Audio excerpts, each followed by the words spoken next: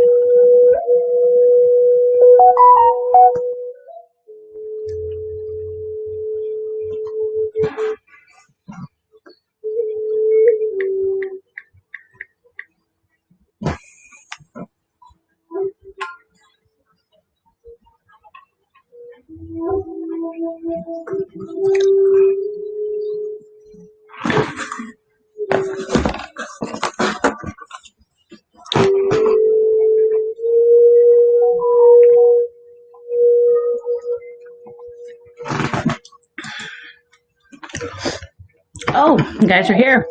Hello. I got a treat for you guys tonight. I've been waiting 2 months for them. We finally got the funded or the tarot cards that I raised money for from you guys. Help supported getting these cards. So we are going to open them. And I just got the box. I haven't opened them yet. I've been waiting all day to do this with you guys. I've been waiting all day. So let's see what is in store for us in here.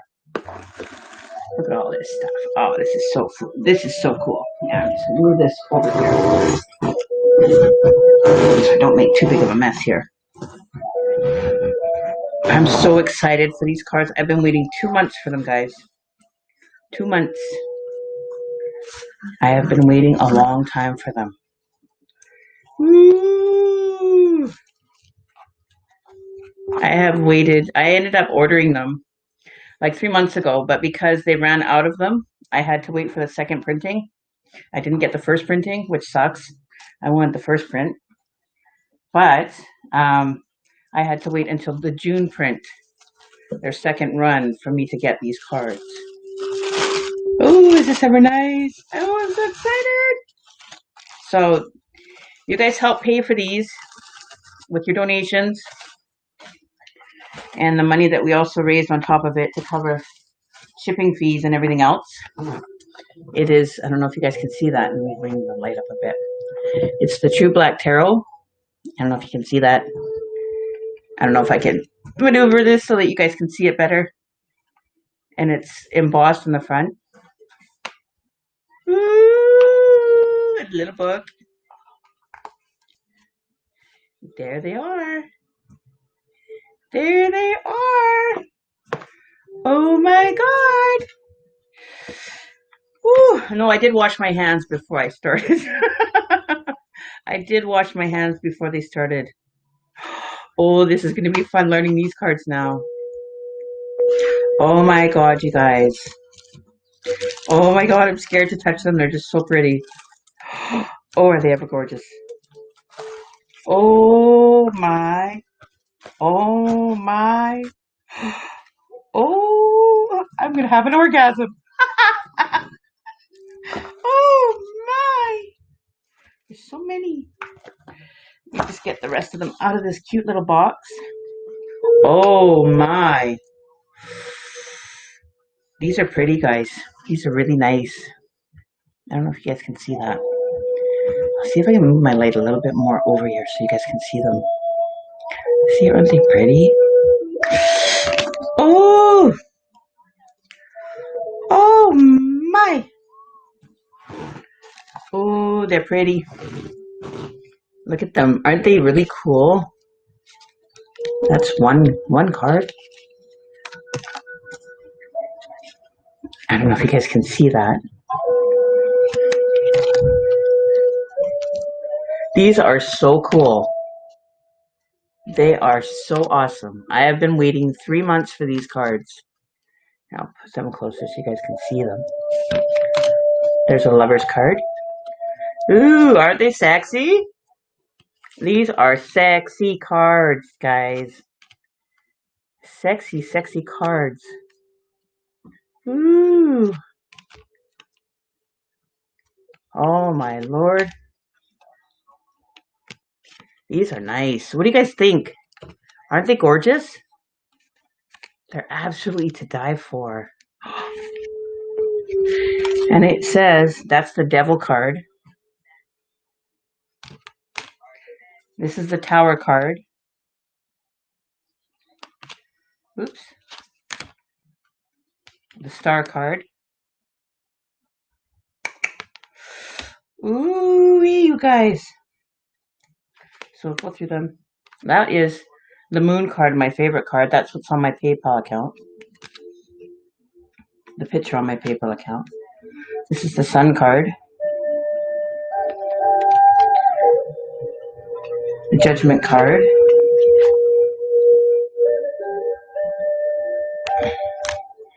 This is the World card. Ah. Oh, and here's the Ace.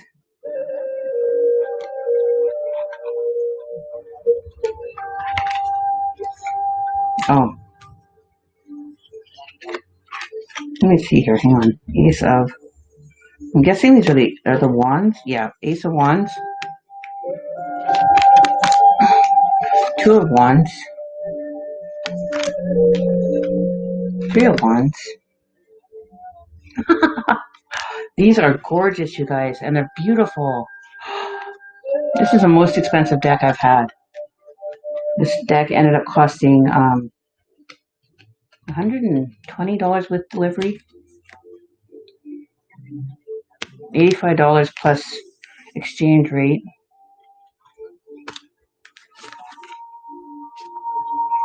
Oh, these are going to be fun. I'm so excited. Hi, Janice Dickens.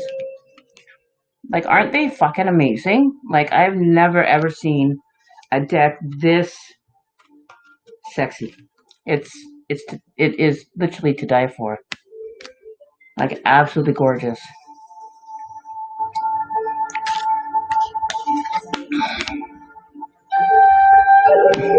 So I'm gonna have to learn all these ones now.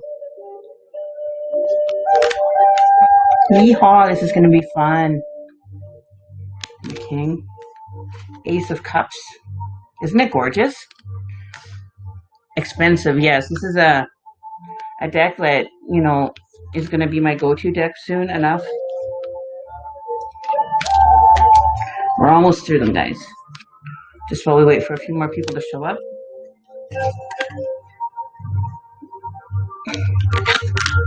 And like, look at the back. Like, the back is even nice. 5 of Cups. So these are going to be awesome. We got a little octopus on this one. This is the 9 of Cups.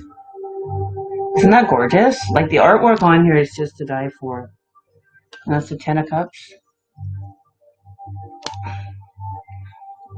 Page of Cups. Like, aren't they beautiful? Clara Molina. We will get to you. Isn't it gorgeous? And they're thick cards. They're not like whimsy cards.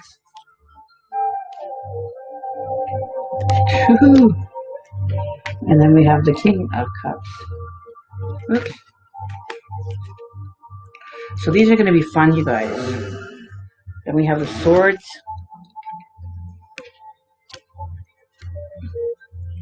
Two of swords. 3 of swords. These are like beautiful. 4 of swords. I'm doing good, Ashley. 5 of swords. 6 of swords. 7 of swords. Yeehaw! Oh, they are just amazingly, and they feel so like velvet. The cards feel velvety.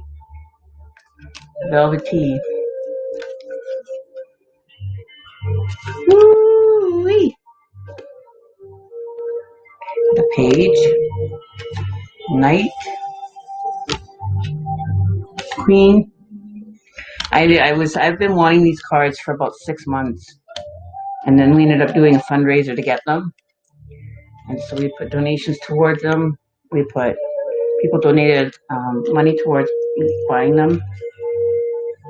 So this is what the kind of things that your money buys when I buy stuff for the channel. Is cards. But I just wanted to show these ones off because these are gonna be my go-to deck. And I've been waiting for this like a fat kid in the candy store right now. I don't know if you can see that one. That's 9 of coins. Like the elephant one. Look at this one.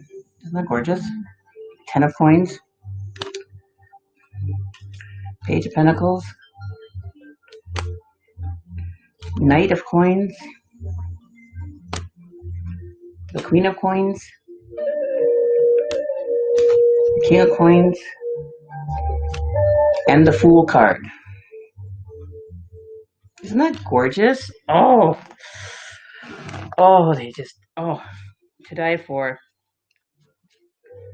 And they're not too big that I can't shuffle them. Oh, this is going to be great. So I got to give them a couple good shuffles here. Ooh. Oh. Pop you back in there. Comes with a little companion book.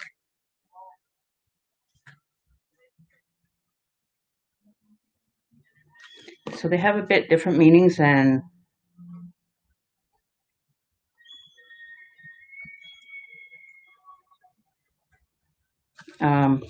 different meanings. Oh, so let me just shovel them up a bit.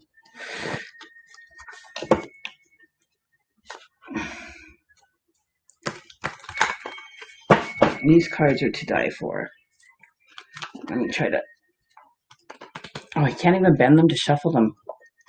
So we're going to have to... I'm going to have to spend some time shuffling these for a while.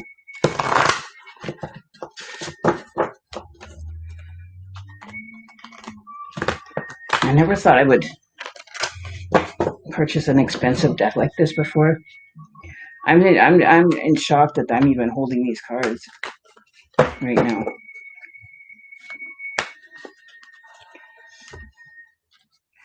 Actually, I'm just going to put them on the table and I'm going to smush them around.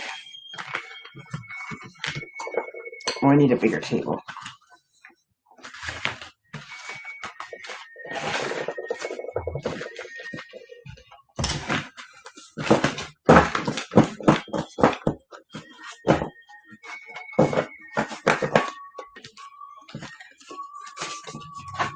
So bear with me for a minute, guys.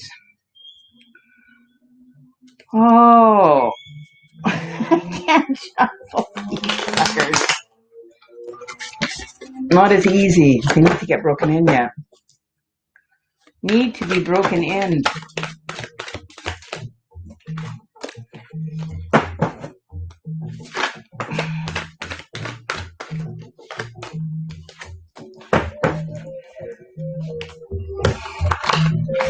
I'm going to spend some time shuffling these ones.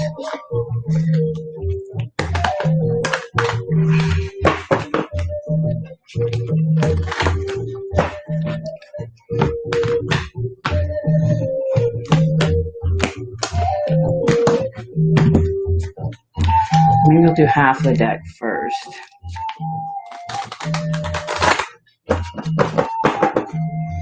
It's easier to do half at a time.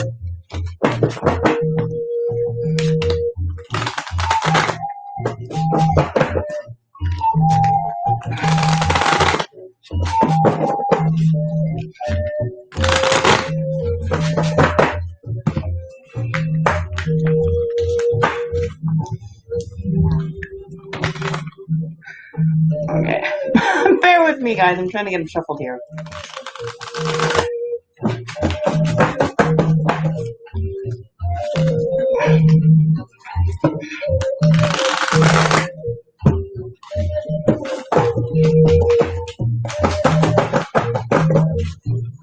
Oh, they're so pretty.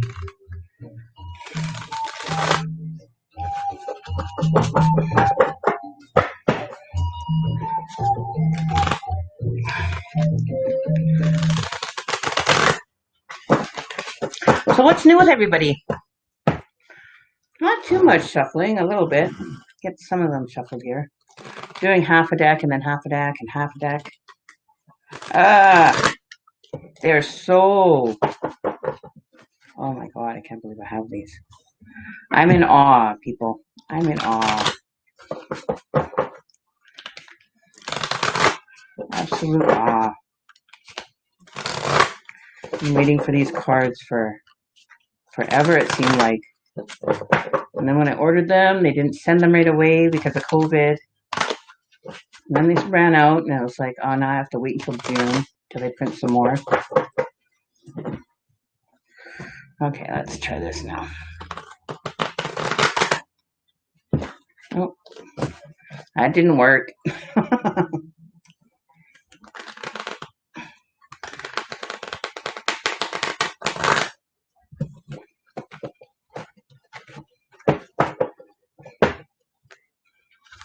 Ooh. Is it 4:30 a.m.? Wow.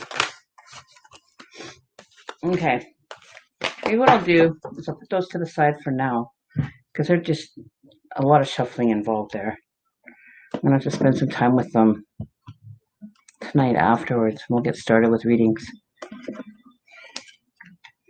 All right. Oh, this deck seems so small compared to the other deck now. Upgrade. Massive upgrade. So that is called the True Black Tarot, guys. Those are the newest cards. We're going to be using those from now on. Get them broken in tonight. That'll be my go-to deck. Get rid of my other ones. Oh, this couch makes... Okay. There. Okay, so let's see who's first. It's 1:30 in Australia. Oh, p.m. You can make a donation. Here, one sec here. Where's my... Here we go. There you go.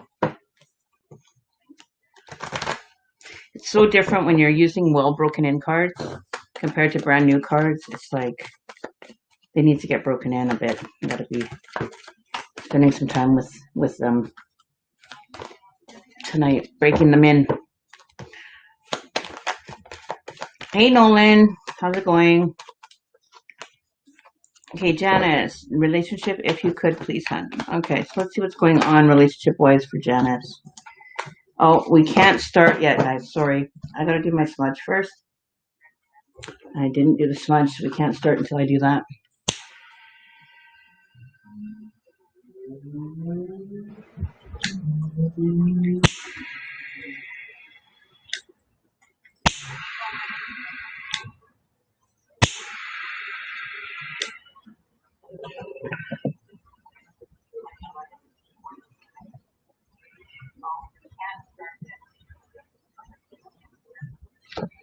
Didn't smudge.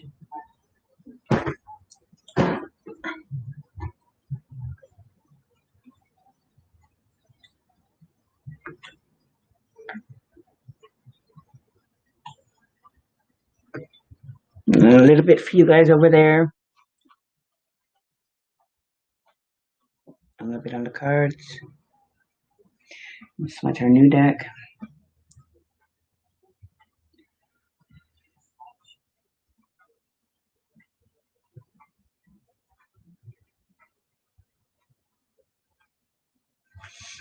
Okay. Just move that over here.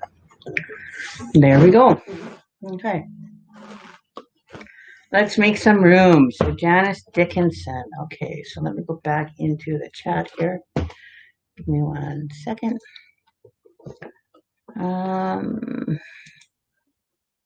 Okay, so Janice, we'll put you first. You can either send a donation or be put on the list. I don't have a piece of paper and a pen handy. I just got to grab a piece of paper and a pen to write your guys' names down.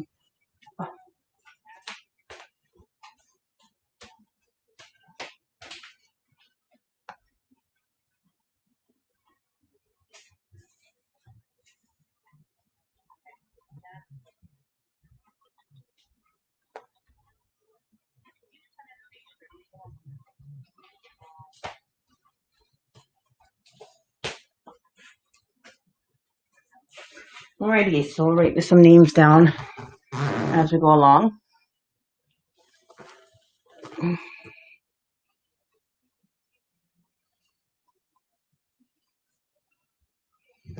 Okay, so Janice Dickinson will be first.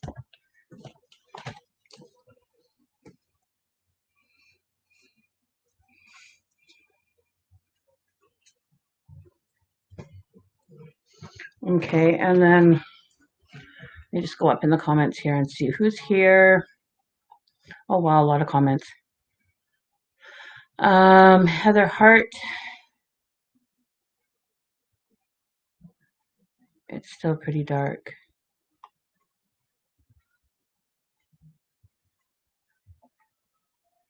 Interesting in reading. First time here. Okay, so Heavenly Creation, I'll put your name down.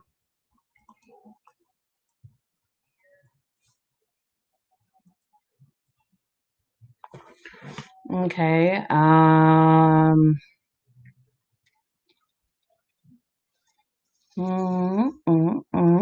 Sierra.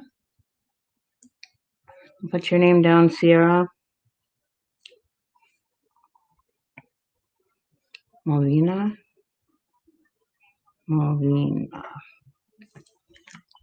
And some of these you guys are going to have names that you're not going to see because it's on the YouTube side as well. Ashley. So Janice Dickinson, you'll be first. I'm just getting some names written down here before I go forward.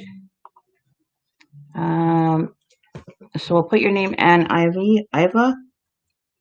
And Iva, you're on the list. And Janice Dickinson, we will do you first. Hello, Jessica.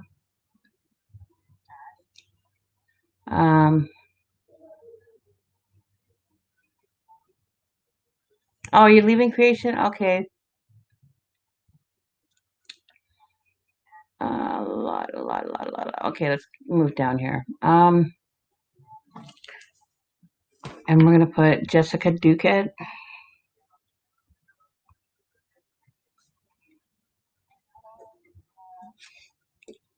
Castillo.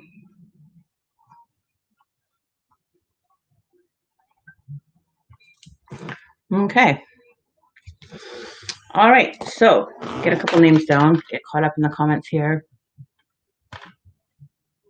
Okay. Brianna. Brianna, I'll put your name on the list, seeing as I see your comment there, and you just have to retype your question again later. Brianna and Denise A. Campbell.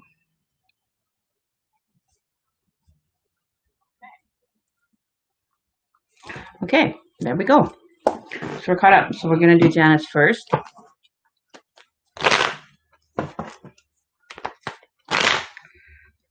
Just need to move my light here. Okay. Oops. Just going to move those cards out of the way. To the side. Okay, let me get comfortable here. There we go. Okay. So we're going to move this. Let's get organized here, guys.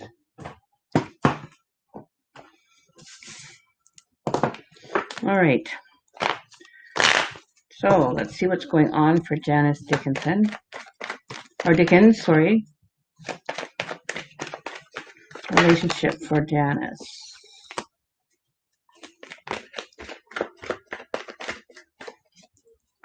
Relationship for Janice. Are you currently in a relationship, Janice?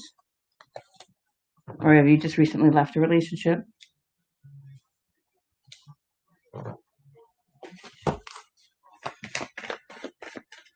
Because I'm kind of picking up that you just recently either ended or you're at odds right now within a relationship.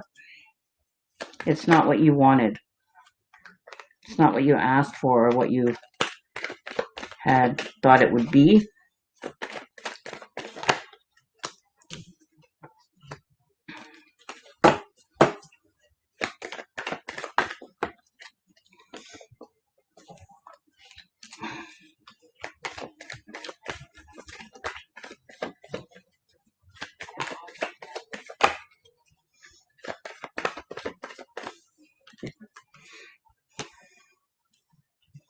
Is this relationship a lot of work?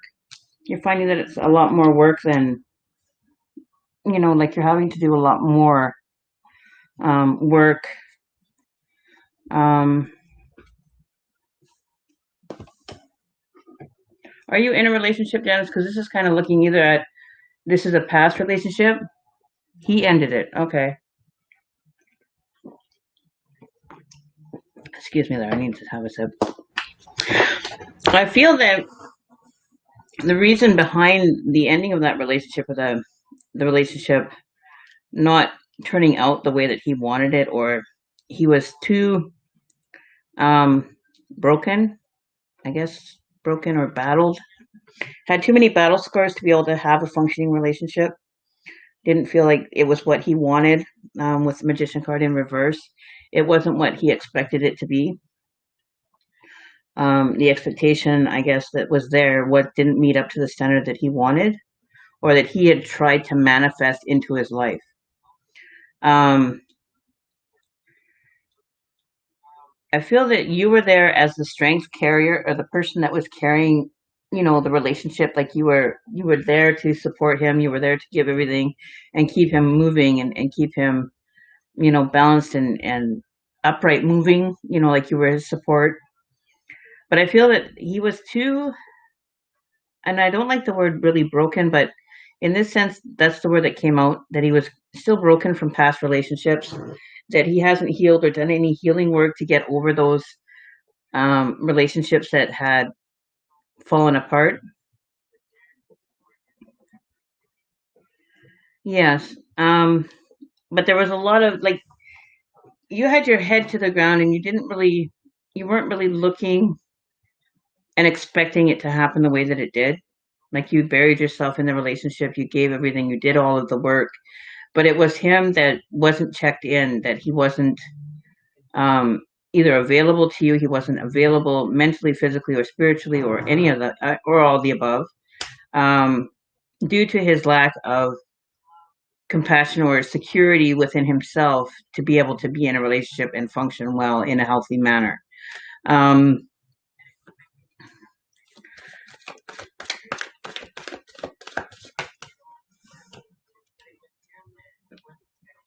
she was abusive. Okay. Um, that was another thing that might have I was thinking about because I feel like there was a lot of battling going on. Like there was a lot of battle wounds um, under him or her being under the King of Wands. This battle card's kind of showing up for me, so that was it. Kind of points in the direction of them being more aggressive. You were the more the type that kind of shied away. You didn't really present yourself outwardly. Like I feel that you're more of a I don't know if it's an extrovert or an introvert that kind of keeps inside or keeps himself kind of closed off. I don't know which one it is, but I feel that you were the one that was kind of more withdrawn from the relationship after the fact. You withdrew, you recoiled into yourself, you went inward instead of outward. Um, like the world card is coming up here. So it's complete. Like it was everything was complete for you, but maybe not so far for them. But this relationship, it won't renew. Definitely don't renew this relationship. The Sun card in reverse is not something that you want to rebirth or renew or revisit at this time. But there's a lot of unhealed anger or underlying troubles for the person that you were with. You were pretty much, you were the one that kind of held, you were the kind of the glue to the relationship. You kept the support going. You kept trying to keep them under control or keep them, kind of subdued with your relationship. You wanted to keep them kind of calm, cool, and collected. So you would probably walk on eggshells to be in this relationship. Said he wasn't ready for a relationship. No, he definitely wasn't. He wasn't available. The King of Wands here in reverse is showing that he wasn't. It didn't manifest the way that you wanted it. So this is one thing I always stress on when I tell people about when you're trying to get into a relationship with someone is, and I stand by this firmly. When you are trying to use the magician and manifesting a relationship, um, you need to sit down and think about the type of relationship instead of walking in blind with your blinders on and not knowing anything about what kind of relationship you're walking into and not have a clue of what's going on or anything. The best advice that I can give you, and this goes out to anybody else that's having relationship difficulties or is looking to get into a relationship, is honestly sit down with yourself and be raw, honest, truthful with yourself. Make a list and a pro and con list, and you're going to write down all the features that you want in a man, all the features you don't want in a man, and that means any vices, any pros, any you don't want anger issues. You want to be very detailed when you're building this list. And I've done it, and I ended up in a relationship that has some flaws in it. It's not a perfect relationship, but it was perfect in the sense that the person is genuine with the way that they act and the things that they do. Um, all relationships are going to have a bit of road bumps, but compared to relationships in the past that I had been in, were very, very extreme, very abusive.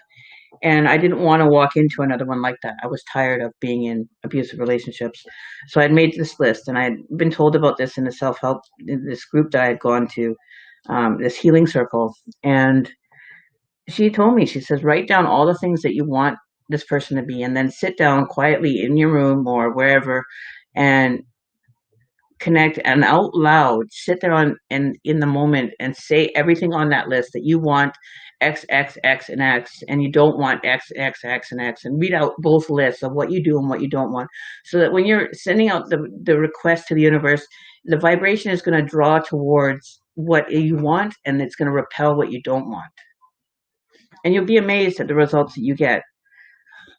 I ended up having, and just waiting for the moment. You'll know when the right moment is for that person to come into your life. And it was like there was a light shining down on mine, and he was leaning against the wall, and the light just made him stand out like a sore thumb. And we've been together now going on 8 years, 7, 8 years, right? So let's check into what's going on into the present situation for you, because that's past energy. So we're going to leave that right where it is. We're going to leave it in the past. We're not going to bring it forward. We're going to just kind of put that in a pile all to itself. We're going to look at some present energy for you, Janice. What's going on presently for Janice, please, Spirit?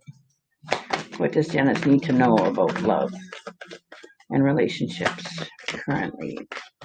The current state of affairs for Janice. You're still holding on feelings for this person, or you still have some compassion towards them, or you're holding on to something from the relationship that you should be walking away from and letting go of completely. Don't hold on to it. Don't kind of harbor it and bring it forward with you, because then you're just bringing that energy and bringing it into the new relationship, and it has no purpose in the new relationship. It needs to be left in the past. Don't bring it forward.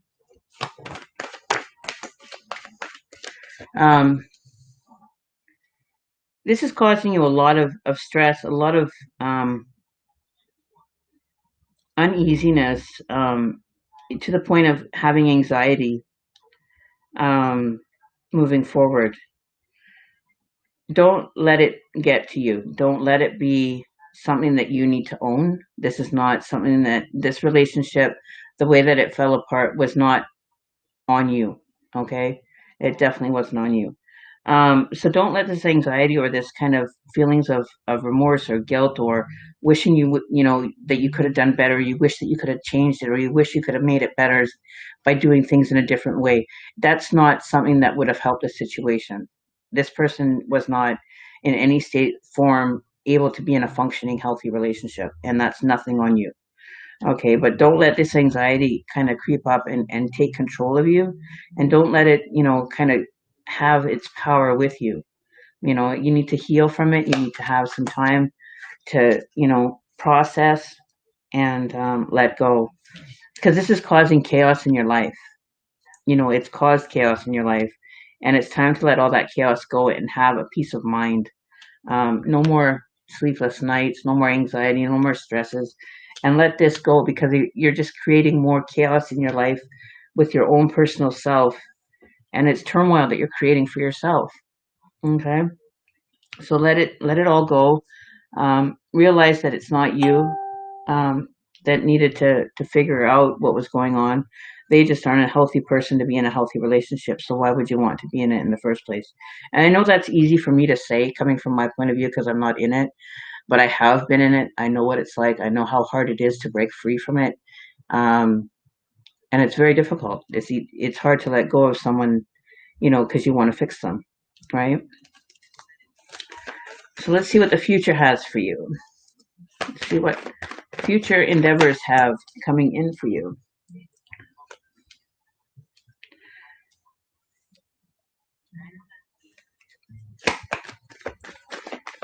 Okay, let's see what else is coming out here.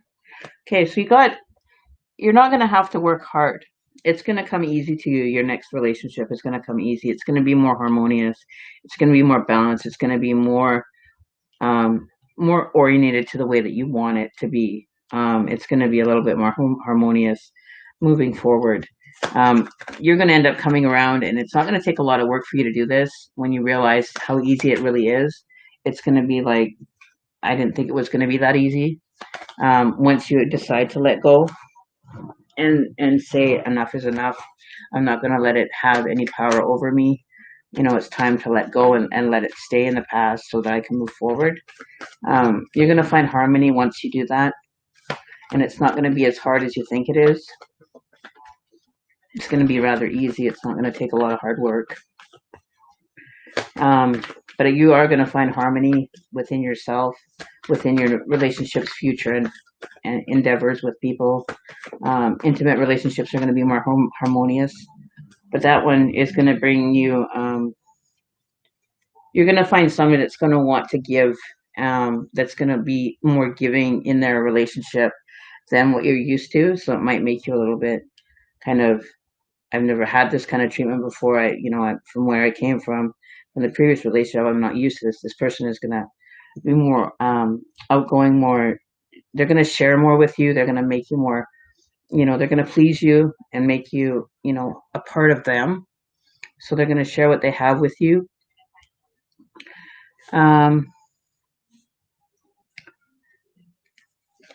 As far as the energy that is coming through for that, let's see. What type of person is the energy going to be? Who is she going to end up meeting up with? What is the energy for the match? Who is she going to be connecting with? Who is she going to be connecting with? Well, you're going to probably meet them at a function. Some type of function or ceremony. So you could meet them at an outing or, a get-together, a small get-together or a function. And they will be defending you. They will defend you and respect you and stand up for you. They may come off a little bit arrogant. They may come off as overconfident. They may come off as defensive. But they're very protective. They're a great protector. They're going to be very protective of you, of the situation of the relationship. So they're going to be a protector. They're going to be giving, protector. Sounds pretty good so far.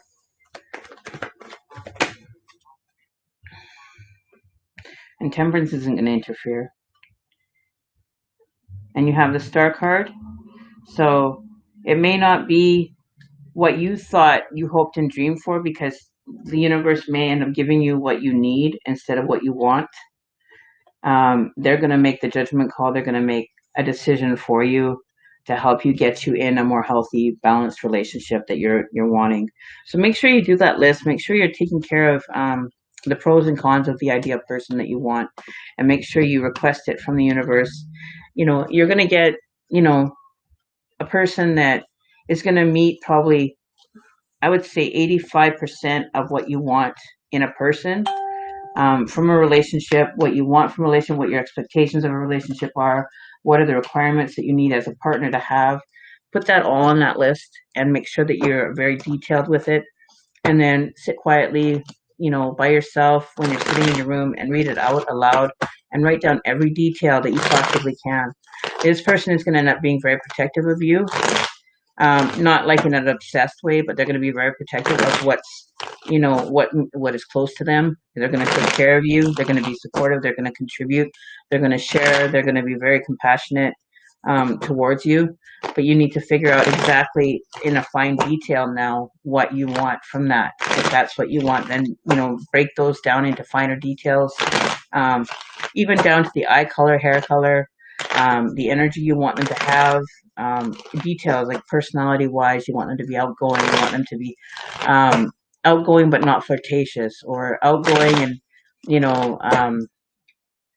socializing and likes to enjoy going out and hanging with friends and having dinners out and going out and just getting out and about, right? Not like a homebody. Or if you want somebody that wants to stay in and watch movies with you and you're just kind of a homebody and you'd rather be with someone that kind of gets that groove with you and enjoys spending time at home, then put that in that list.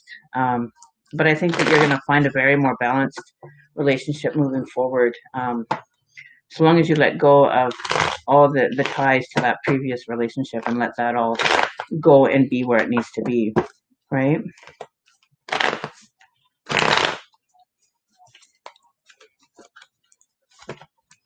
You know, so make sure that you're very detailed about the list. Okay. Hey, Marie. How are you doing?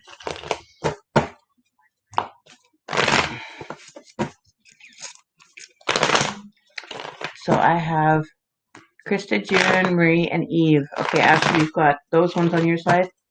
Okay, so I have Heavenly's gone. So Sierra, are you still here?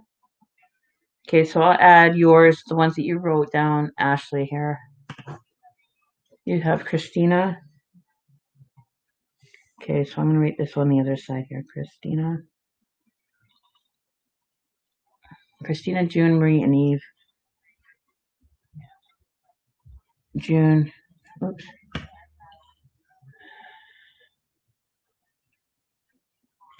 Nolan, how are you doing? I'll put your name on the Facebook side of things, Nolan. It's going to be a little bit, love, but we will get to you.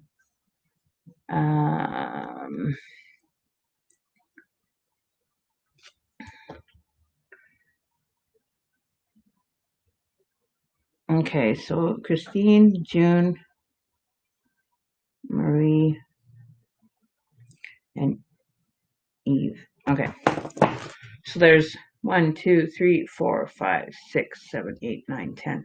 10 people on the list. So Ashley, put a hold on the YouTube side for me.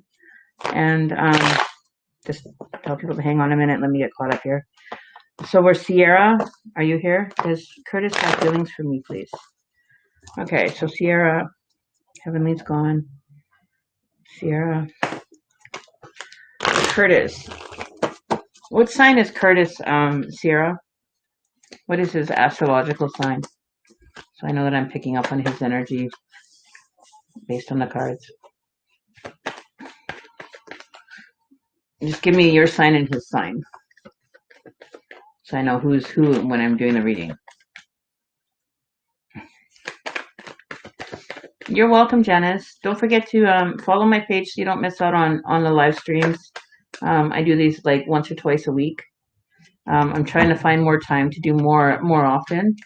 I'm trying to get back to doing these at least 3 times a week, but I've only had time for like once every like 3 or 4 days. Aries, he's Aries or you're Aries?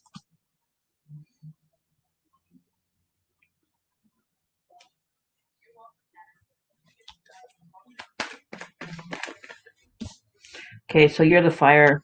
Okay, so you're fire. Okay, so you're showing up here so far. Oops. You got the Lover's card, which is a good sign. And he's Aquarius. So he's air sign. Okay. Okay, let's see if he's coming through. Air sign. So the Aries and the air sign. Oh, he's Aries. Okay, so there's a Lover's. Oh, my Lord, girl.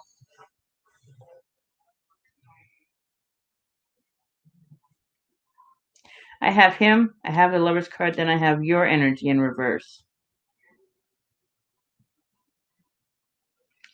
So you're unsure. You're feeling of unsure. Your energy is in reverse here. So you're creating some resistance towards this relationship because of this unsurety. So don't be resistant to the relationship. If this is what you're wanting in the relationship, he does want to be around. He wants to be in a relationship with the Lover's card.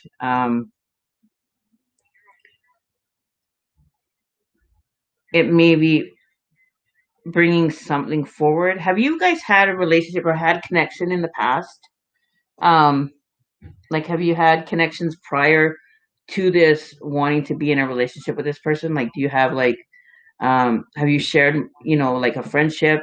Have you been, no, he's pushing me away. Okay, so somebody is pushing someone away or you're, okay, because I've got you in reverse, I've got him face up, and I've got the Lover's card in between. So there's something that's happening that's disconnection, or there's like a disconnect somewhere going along here, whether it be from your side or his side, but there's just something that's not connecting well here. Um,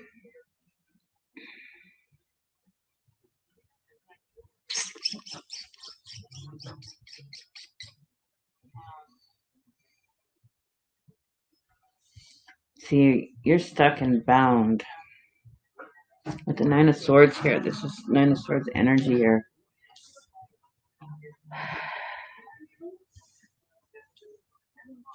Which is actually Gemini energy. It's not Aquarius. It's 6, 7. Yeah, that would be not Aquarius energy. That would be Gemini energy. Sword energy, though, it's still air energy, but it's Gemini energy that's showing up here. So twins. So are you like... There's no third party, though. There's not another person involved. Oh, okay. This, after pulling a few more cards here for you, to be honest with you, and I hate to be the bearer of bad news, but I don't think that this is really going anywhere. This cycle has ended. With the death card, it means that it's kind of been put to rest. I don't feel that, it's coming below the Lover's card, so I don't think that this relationship has the expectation of going anywhere, to be honest with you.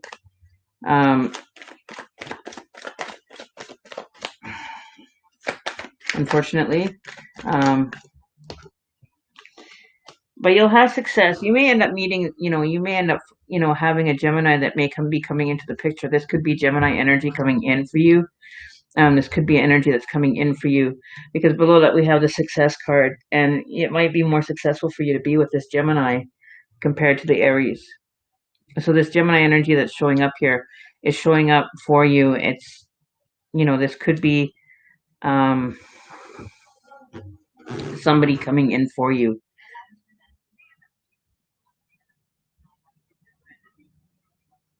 It's what I'm kind of picking up here now. Yeah, it's definitely coming in for you, and it's coming in fast. I would say that it's coming for you because the Aries energy there.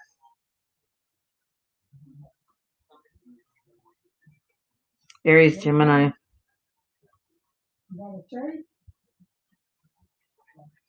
So it could be a Gemini having Aquarius or Aries energy in their chart, or it could be an Aries with Gemini energy in their chart. So it could be either or the combination of coming in that is better suited for you. Okay. So keep the lookout for an Aries or a Gemini that's coming in to take over where that relationship ended. It'll have more success with the new relationship coming in. So pay attention to, who you're meeting, and Aquarius or Gemini and Aries energy, or sorry, Sagittarius energy. My bad, because that one is the night, and that's. Let me think here for a second. Give me a quick second. Aries. 1, 2, 3, 4, 5, 6 is Sag. Leo. 1, 3, 9 is Sag. 10 Sag. Page is all. And it would be. Does it go Sagittarius, Aries, Leo, or Leo? I think it's Sagittarius. I'm pretty sure. It goes after, so it would be Sagittarius, because then it would go Sagittarius, Aries, Leo, because it goes opposite. It goes back too, so it'd be Sagittarius energy that could also be in the chart. So Gemini, Sagittarius. Sorry, not Aries. I was thinking it was Aries because I thought it cycled through again, but it goes backwards the other way. So don't waste your time. Move on and do your thing. Look for the new potential, new up and coming. More love on the horizon though for you. It'll come in quickly for you though. They'll have a lot of desire and a burning interest for you. It'll be a lot more intense. Could be very intense as well with that fire energy. Could be a very intense connection that you may find with this Gemini Sagittarius person. Okay. All right, so that is Sierra done. So Christina, are you here on the YouTube side, Christina?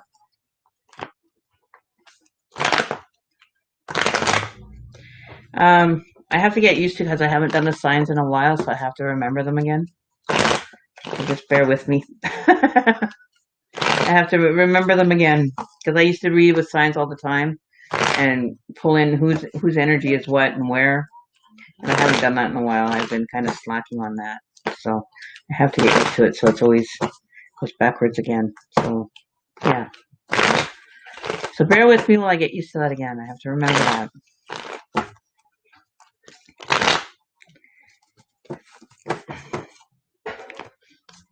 So see, was it Christina?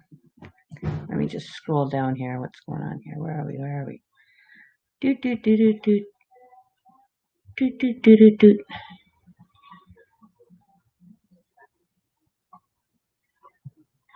I'm from British Columbia, Canada. I live in BC, Canada, Vancouver area. It's right now it's 9:12 p.m. Where I am. So it's in the evening. Heavenly Creation. Are you from Singapore? I've been to Singapore, dude. I loved it out there. I absolutely died. Oh, I want to come back. Like Singapore is the best. But see, it's Thursday afternoon or Friday afternoon where you are right now. You guys are like 18 hours ahead. Heavenly Creation. You're back. Okay, so Christina, is Christina here? So I'm just going through the comments here as I'm waiting. I'm getting down to Christina June. Okay, there we go.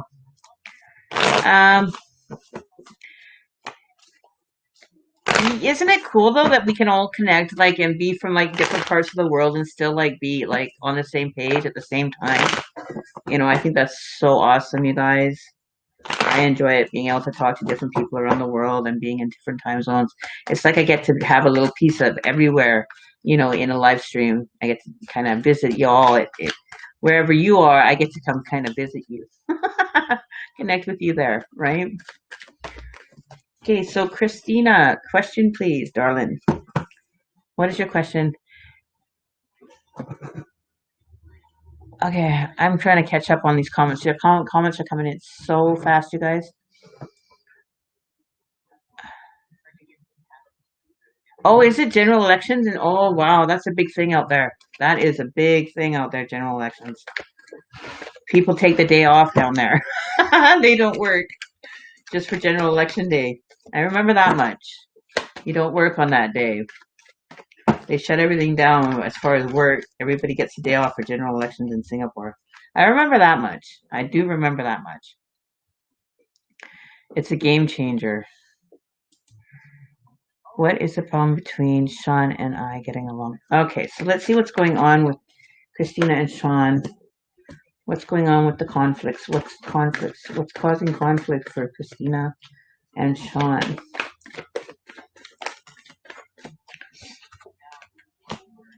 Anna Iva, you'll be next from the Facebook side. So I'm going to go Facebook, YouTube, YouTube, Facebook, and then back and forth. And I'll pick one person from each side so we can be able to touch everybody. Well, okay. It's not over, but there is harmony. Somebody has to either choose to stop arguing or choose to stop instigating or, you know, being kind of triggered into that situation or being triggered into arguing. Somebody has to put it to an end because it's not going to end if both of you are still going to say, you know, I have to kind of have the last word in the argument kind of attitude. If one of you guys is just going to keep going back and forth, it's not going to stop. It's just going to continue. So somebody has to decide to end it and just put it to rest and say, okay, enough is enough. This is done. It's not going to end if you don't. Okay, it's going to continue on. So if you're looking to have the harmony and everything, it's not going to end until somebody puts it to an end or decides to disengage from the arguing. It's not so much, it's not a tit for a tat kind of argument. But there's got to be, somebody has to put it to bed or put it to rest and say, okay, I'm walking away from this. It's not benefiting me. It's not benefiting the situation. I don't even remember why we started arguing or why we are having these conflicts. But somebody's got to be, owning their part into what's creating it. So you kind of have to step back from the arguing and say, where did this begin? What was my contribution? And kind of reflect on it before it gets worse. But it won't end if you don't want it to. If you want to continue down this path, it's easy to stay in that mode or stay in that kind of direction of travel. You can always keep the argument going. There's something that's not being or wanting to be acknowledged or wanting to be dealt with. I think that you guys are trying to avoid something that's easily fixable, and somebody doesn't want to be the person that call it out. So that's probably why things are kind of unfolding the way they are. It's like you say something, then he'll say something. Then he'll say something to piss you off, and you'll say something back. So it's like the nattering that's going on is enough. It's over and done with, right? Hey, Vanessa, how are you doing? Denise Campbell, I was from Alberta. I was born in Alberta. I'm from actually Red Deer, Alberta. Somebody needs to go into hermit mode. Somebody needs to withdraw and go to your corners, lick your wounds, come out and, own your part and own your reason for behind it. And instead of neglecting or putting it on somebody else, own what you did, own, your part in the argument and say, hey, I don't want to argue about this anymore. Let's put this to bed. After this, we can't rehash stuff. Rehashing stuff just makes, it gives more gas to the fire.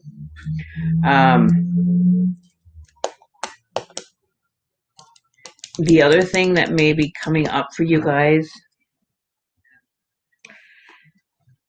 is financial. Are you guys going through like financial hardship or anything right now? Chris,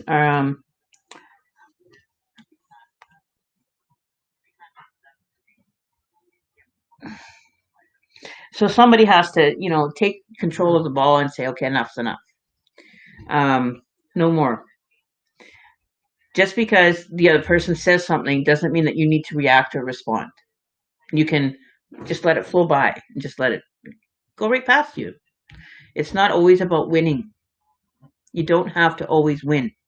It's not about winning when it comes to arguments. It's nothing about winning. So if you can take the opportunity for it to stop at you, then take that and own that. Stop it. Just say, I'm not engaging you anymore. I'm not going to enable this relationship to have these arguments anymore. I'm not doing it. Somebody has to choose to bow out and do it. It's not about losing or winning. It's about having some harmony in your life. Because if you want to have the harmony, somebody's got to bow out and put it to an end. You can't keep going back and forth and, carrying on like that. Somebody has to go into hermit mode. So somebody has to withdraw. Otherwise, it's not going to see any good fortune come from it. So until somebody withdraws and says no more, it's going to continue. So you really do have to sit back and withdraw from this situation. Otherwise, you're not going to see any harmony or any reduction in the arguing that's going on. So if that can be you, then by all means, be the one to bow out. It's not about having the last word or the last say, right? I want the tea for my read. Okay, Heavenly, we'll get to you. I'll put you back on the list, Heavenly, because I took you off because you said you were going to go have something to eat. So I put you back on the list. Heavenly. Oh, we'll put you back on the YouTube list. Okay. So somebody has to withdraw. Um, the person that has the opportunity to withdraw first, probably in their best interest. If he's not willing to back down, then you back down and just say, no, it's enough. I'm not playing this game. I'm not going to have this tennis game going on anymore. You win. I walk away. That's it. I don't care if I lose. You know what I mean? Just humbly walk away and just say, I lose. Big deal. You win this one. That's it. You don't have to say it. You can just bow out and be like, just ignore it. Just walk away from it. Just say, enough is enough. I'm not doing this no more. And no matter how hard it takes, if you have to bite through your tongue to get so that the arguing stops, bite through your tongue and bite your tongue so hard that you have to chew it right through until it bleeds just to get through it. You know, if you value this relationship that much and you want to have that harmony, which has the potential to have, then you'll see the light at the end of the tunnel once you just don't instigate or don't react. Just have no reaction. Okay? Just don't react. Find something else to invest your energy into instead of investing it into the negative energy that is flowing, because you can keep that going. You know, you can keep arguments going until the cows come home for all I care personally. But I'd rather see you having that harmony that has the potential to come in, that you're both seeking. So somebody needs to just say, hey, listen, I'm good. I've had enough. You know, I've had my, I'm going to go and lick my battle wounds now and lick my scars and go to my little corner and just time out. Okay? I'm timing out. I'm tapping out. Whatever you want to say. I'm tapping out. That's it. You win. Because, you know, it may be that he doesn't want to have his ego bruised, or he might not feel like a man if he loses, that he's not controlling his relationship. It's not about having control. It's about communication, having balance, and having, you know, the understanding on both parties that you have a different view. He's going to have a different view, obviously. You don't, you know, and I've said this before, and I haven't said it in a long time, and this is a time for it. If you're standing in a room together, okay, he's looking through his eyes. You're looking through your eyes. Is what you're seeing going to be the same as what he's seeing? No. So you're never going to see the exact way that he's seeing it. So you can kind of guess and kind of step into the shoes of to kind of see his view, but you're never going to really know it. So it's like you can kind of perceive it and kind of get an idea and say, okay, well, I agree with you there. And, you know, your point is valid. My point is valid. So let's leave it at that. You know, we both have different opinions. You're different people. You're individuals. You're not going to think the same. You're not going to do the same thing. You're not going to act the same. You're not going to mirror each other, you know. But playing the mirror game right now is not helping you any, because you're being distracted from what's really going on. Okay? So somebody has to withdraw from this. Whether it be you, him, or both of you, go to your corners and come out, you know, in a better mood and say enough is enough. You know, come to agree to disagree, and simple as that. That's all it takes. I agree to disagree, and we can't seem to get anywhere agreeing on anything. So let's just put that one on the shelf. You know, we're not going to get anywhere with it. We haven't gotten anywhere with it. So it's time to shelf that message. Put it up. You know, put it up, and say sorry. I'm good.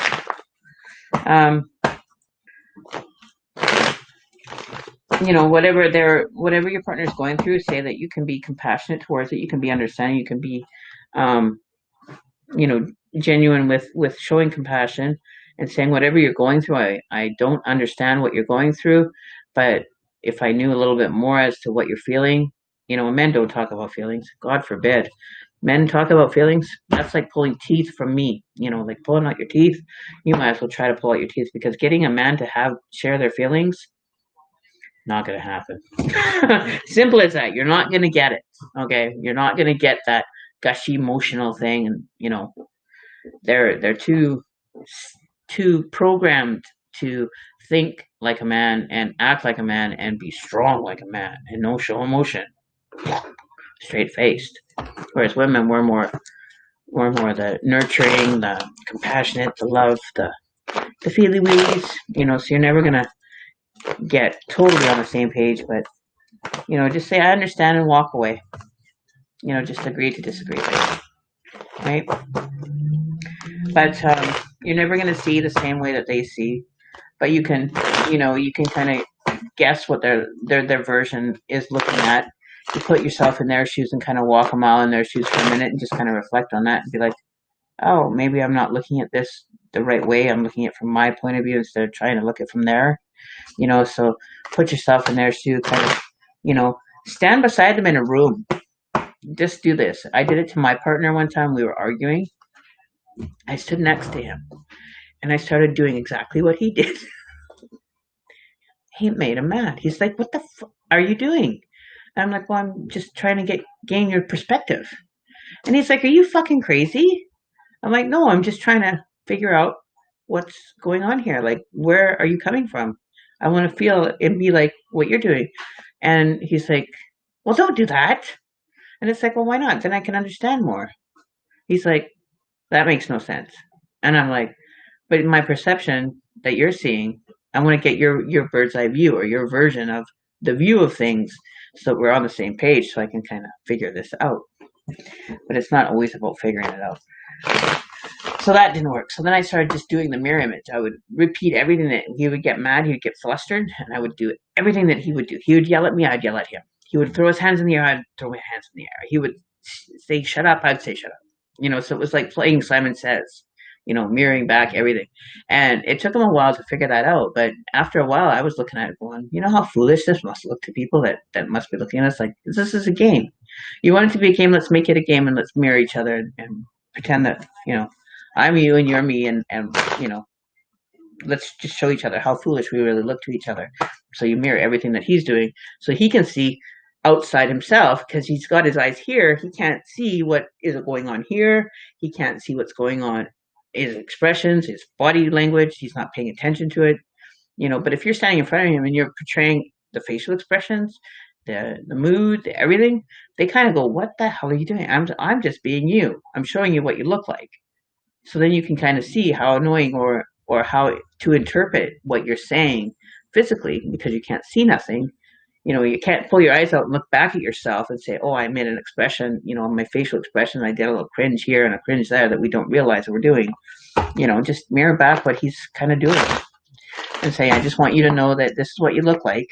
This is how foolish you look, or this is how foolish you're being. And, take it from, the bird's eye view. Yeah, some men do though. That's true. Some men do. You find one like that, all the power to you. I can't be with a man that's all wishy gushy. I can't be with a sensitive man. I need a man that's going to take care of business and is going to get shit done. Do things that need to be getting done instead of, I need a man like that.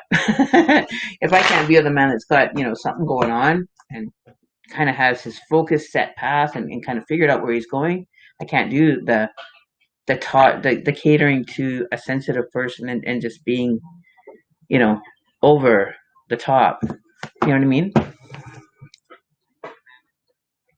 Yeah, they generally suck at it. Trust me.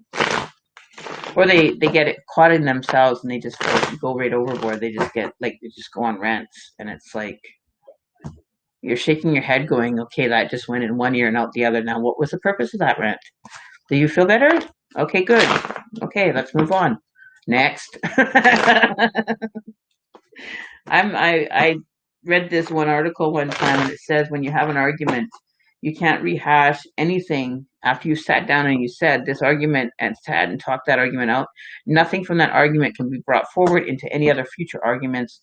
Therefore, it needs to be dealt with, settled, left to right. That's it. And ever since that, I don't bring up anything. I can't rehash. Well, you said this and you said that and you did this and you did that. You can't do it. It makes it a lot harder to have an argument when you can't rehash anything. It's like, well, what kind of ammunition am I going to go with? Do I have a valid reason for having this argument, and you kind of look at yourself going, it's not worth it. It's not worth it. Sooner or later, you just sit back and go, well, nah, it's not worth it. Because you tell yourself you can't rehash anything, and you can't bring up anything from the past. You can't bring up any details that were already discussed in past arguments. You can't bring them all up. So I always just walk away and just be like, nah, it's not worth it.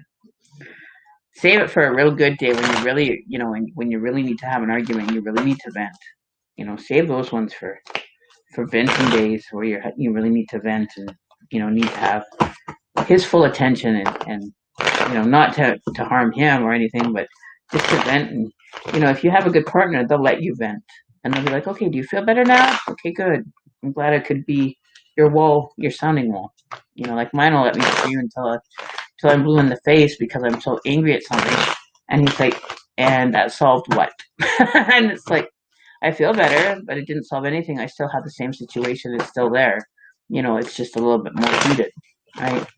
Nothing's gotten solved, but just more frustration and anger is a little bit less clouding my judgment, so I can actually think through as to what I'm going to do for a solution to the situation that I'm finding frustrating about, and putting it on him because I want his help and his input, and he doesn't want to give it. It's like I have to be responsible to myself. I have to figure it out on my own. I can't have somebody else fix the situation that I'm trying to fix. If that makes sense.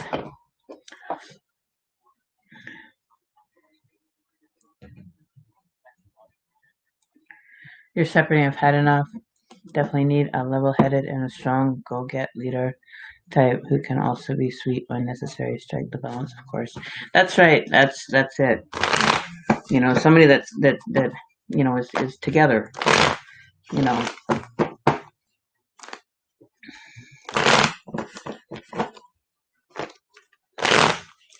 Marie E. Jeanette. I'm sorry to hear that, Marie, that 16 years, that's a long time. That is a long time to be in a relationship and committed to someone. You're welcome, Christina. Okay, so Anna Iva on the Facebook side, are you still here? Anna Iva?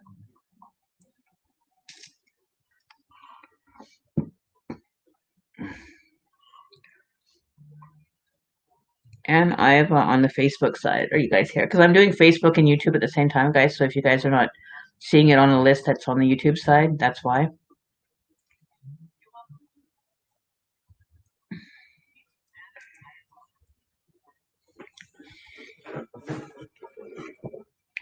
And then it will be Jane. Or June. What happened to June? Did she not want to wait? And Iva? Oh, you're here. Okay, cool. What was your question, love? Do you see my friend Bob wanting to reconnect and want this friendship to continue? Okay, so I'm just gonna post that comment. Oh. Okay, so I'm doing Ann Iva. So you guys will see the comment below. That's who I'm reading for. I haven't been posting the comments. So you want to know about Bob wanting to reconnect and wanting this friendship to continue. Did you guys have a falling out, Anne?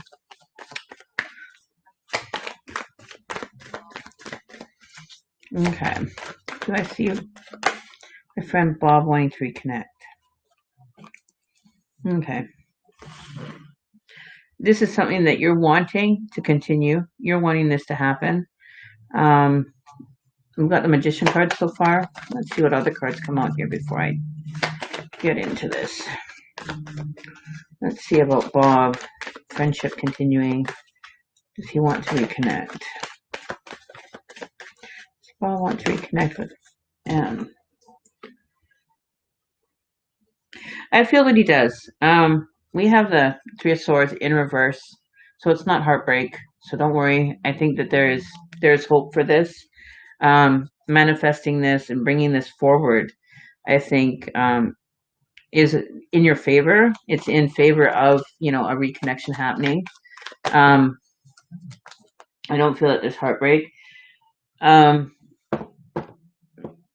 far as he's concerned, I think he's just trying to process what's happened right now.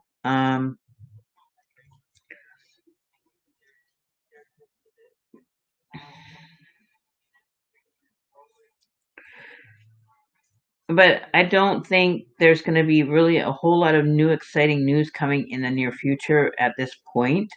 So I wouldn't, expect anything to happen in the coming weeks or whatever. I think this is going to need some time to kind of sort itself out and kind of figure itself out. It's going to need a bit of time for that message to come through. Um,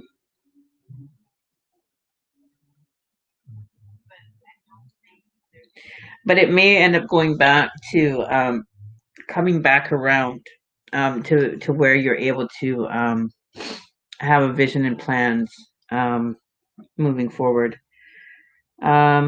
And to be able to but don't make any final decisions. Like, don't say I'm not going to be your friend or anything right now. I think it's still up in the air. I don't think that you have much to worry about with this, but I think it just needs a bit of time to kind of work itself out. You haven't talked for 3 weeks with no reason. I don't think that he's on the level of wanting to talk right now. I think he's kind of, just for whatever reason. I'm not sure. Um, but he's not willing to look at anything new at this time. There, you won't hear any news or any forward coming messages right now. But it's not something that is going to leave you heartbroken. However, that plays into that. Like, you won't feel heartbroken. It's not going to be a major loss in your life. Um, like as if it would be a heartbreak. Like, so I don't feel that it's done. I don't feel it's completed. I don't feel that it's over. Um, but there's no forward planning going on right at this time. It's kind of, hit a stall. It's stalled right now. It's not making any movement forward or backwards or anything. But it is going to end up coming back around to the possibility of a reconnection. But it's just not right now forward planning. So let me pull a couple more cards for the future here. Let's see what's going on. So it's not forward planning right now. So let's see what the future holds here. So he might just not want to be in communication right now for whatever reasons that are personal to him. Okay, we've got because we got the Page of Wands in reverse, so he's not really wanting to take anything new or make any new new passion, exciting news.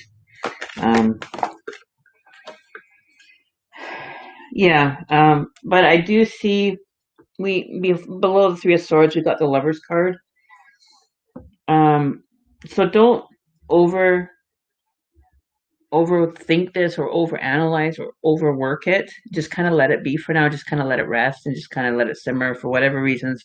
Just give it some space and some time to kind of come into focus or come back around. Because I feel like there is compassion or love between the two of you, like you both have, and it may be just something that maybe is scaring him right now. He might be scared and just kind of backed off because maybe it was getting a little bit more than what he was expecting or was ready to take on right now. He may be just taking time to process it right now. Because we do have the Lover's card, so there is feelings involved here. I'm not going to say there isn't, but there is definite feelings that maybe he's just unsure of or is not wanting to explore at this time. But don't overwork it. Don't panic over it. Don't get all worked up over it and start worrying. There may be good reason why he hasn't called. Maybe he's been busy or he's got, other things that have taken his time and energy for the time being. Okay. So it's kind of distracted him or taken him off focus of the communication. There might be good reason, something may have come up that he had to attend to.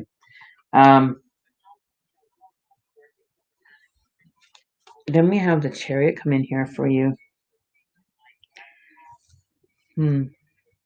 He's definitely not blocking.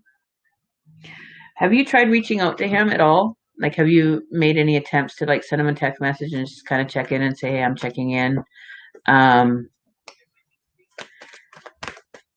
just kind of check in with him and see, hey, what's going on? Are things okay? Because maybe something's happened in his life that has taken away from it. He could have had something go on that kind of took away from your connection or put the connection on hold anyway. So I would try reaching out to him and seeing if there's something that has been going on in his life personally that has kind of led to the fact of him not being able to be available. Because I don't feel that his intention was that. I don't feel that it was an intent to just kind of cut cut communication off. I think there was something else that was going on. So he's not blocking you. He's not intentionally avoiding you, but there's something I think that has come up. You tried and no reply. Does he like me? Does he want to have me in his life? I don't think it's either he's got something going on or he's just kind of taking a step back and trying to process. Because I do have the Lover's card. This could be your energy or what you're desiring from this person, but this person just is not at the state of wanting to be in a relationship. So maybe it was too much for them to handle, or it was going in a direction that they weren't prepared to go in right now. So maybe your expectation was a little bit different than what they had thought, and they didn't want to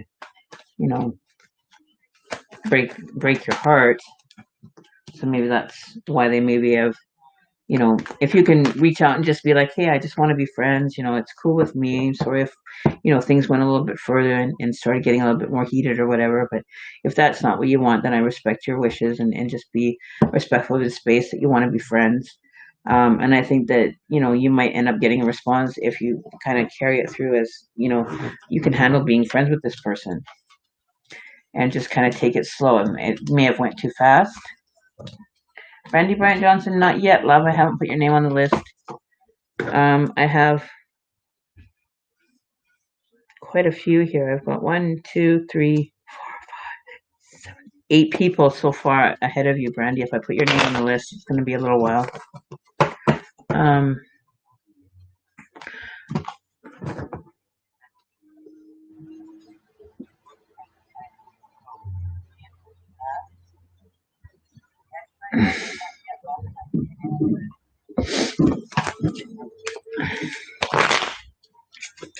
So you can just reach out and just, I just explain you want to be friends. If you really want to be with this person, I don't think that the relationship is what they're seeking right now, but there is potential for one. But it's maybe this person is a slow-moving energy where they like to take things, one step at a time and not rush into a relationship. They might want to feel it out first and get to know the person really well before they commit. So it may be nothing that you've done. It maybe just went too quickly for them and they got scared off.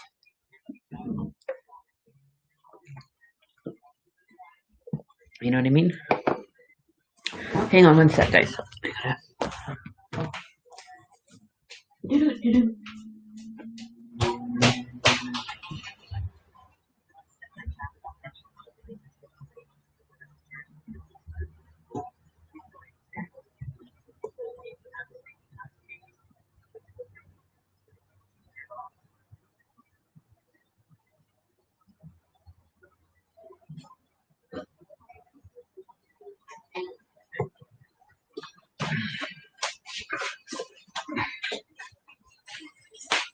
Okay, hang on.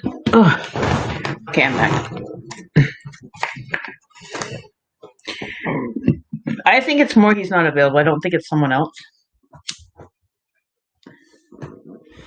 I don't think it's someone else. I think that he got scared and he didn't want to break your heart by saying no to you, as far as wanting a relationship. But I think there is the friend potential and the possibility of a loving relationship.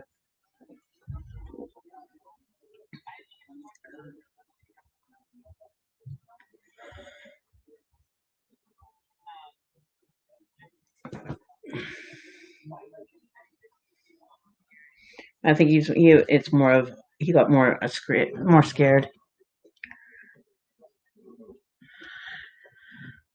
Heavenly creation, it depends on which astrology signs you follow, whether you follow Vedic or Western, because your chart will be totally different for your rising sign in the Vedic than it will be in the Western, because the planets are in a different position in the my light are in a different position than in the Western hemisphere than they are in the The Eastern.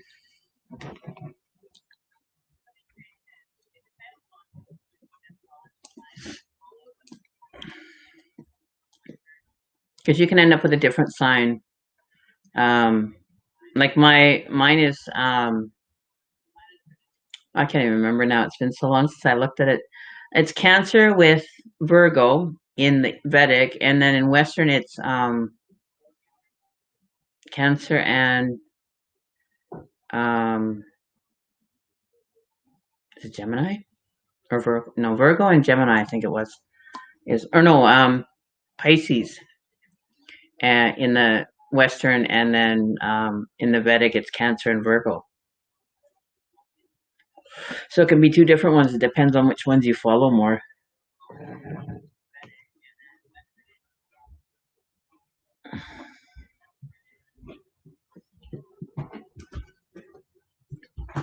So it depends on, the Vedic is a more of a truer, I find it's more true to, you know, it's more realistic finding chart than the Western. Um, because whenever I've read my Vedic astrology chart, it's more on point, more to the T. It's more defined, um, dealing with it. So I usually end up following the Vedic personally myself.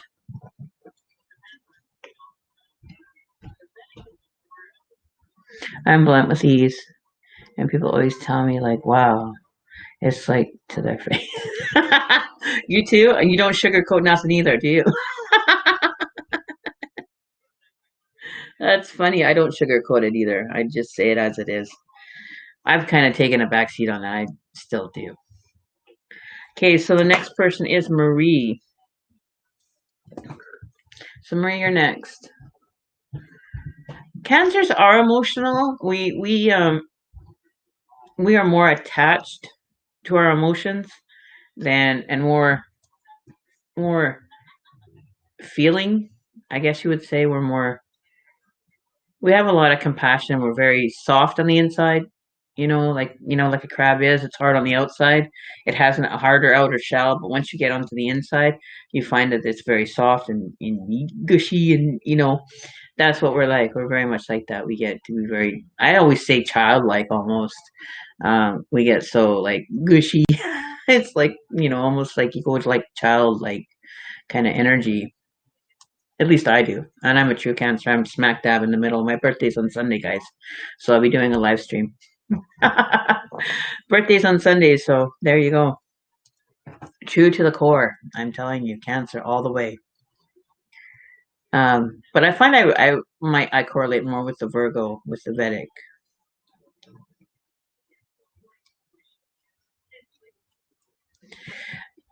I don't warn them. I tell it like it is. That's it. No sugarcoating. So, Marie, okay. So, I'm divorcing a Libra soon. I have a friend who is a Gemini.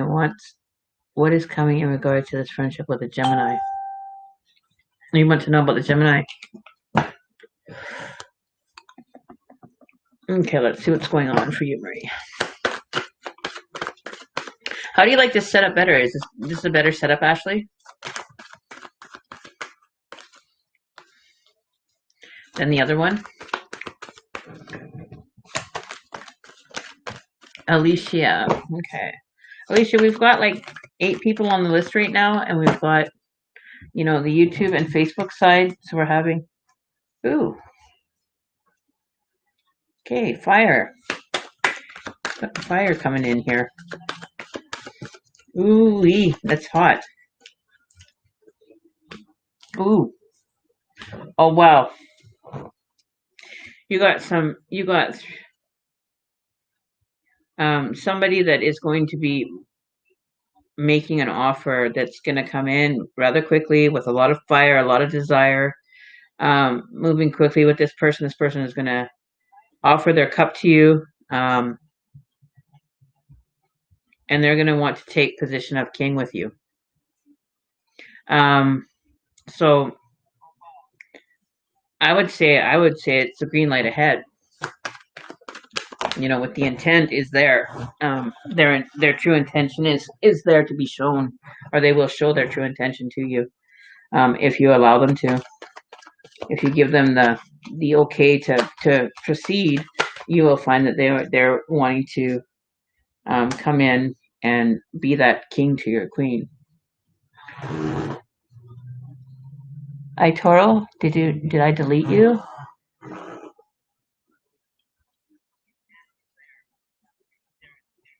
No, I didn't, Toro. I didn't delete you.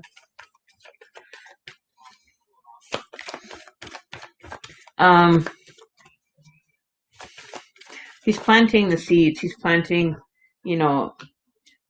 his seed. He's not the type of person that if you have other suitors, he's not going to, rise to the challenge or challenge to have you. He's not the type of person that would fight for your honor. That would fight to have you. If somebody else was to come in at the same time that he makes an offer or finds that somebody else is interested in you, then he would be the type that would be, okay, I'm not going to argue over it. If this person really has that much compassion for her, then I will sacrifice giving her to that person. They're not going to be the type that's going to, take on any challengers, and saying this belongs to me or defend it. You know what I mean? Like, he would be the type of person that said, if this person needed it more, he would offer you to them and allow you to be with someone that really makes you happy because he's not confident enough in what he has to give, maybe. Did you meet him at a function or something? This Gemini, at a gathering or something? He's not the type that, would raise a sword and go to battle to have you. You know what I mean? He would be more, he would lose the love if somebody else was interested. Like, he would be not sure in himself to be confident enough that he would be able to, what's the word I'm looking for? Like, if somebody else came into the picture and they looked like a better suit for you, even though that he felt that he was a good match for you, he would end up backing away. Like, he wouldn't confront or, put himself in that line of fire, you know what I mean? And have to compete with someone for somebody's affections. They either want to be with him or they choose to be with the other person, you know what I mean? So he doesn't compete to have a person. If they want to be with him, then they choose to be with him. That he'll allow that freedom of choice to happen, if you know what I mean.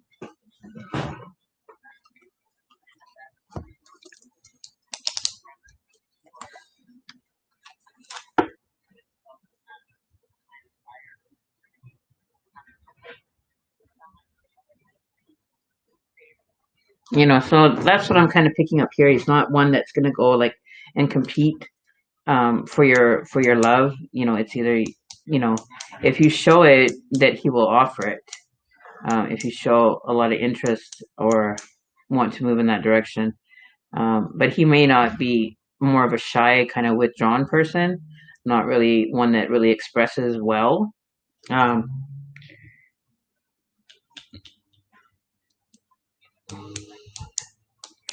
But I do see it end up being victorious. But he wants, he's trying to find his, he wants to be in a king position with a queen. So he may be, on the lookout, or he may be taking time to really review, you as a person to see if you're a good match for him. Right? But he may be, what is that? What's the word I'm looking for?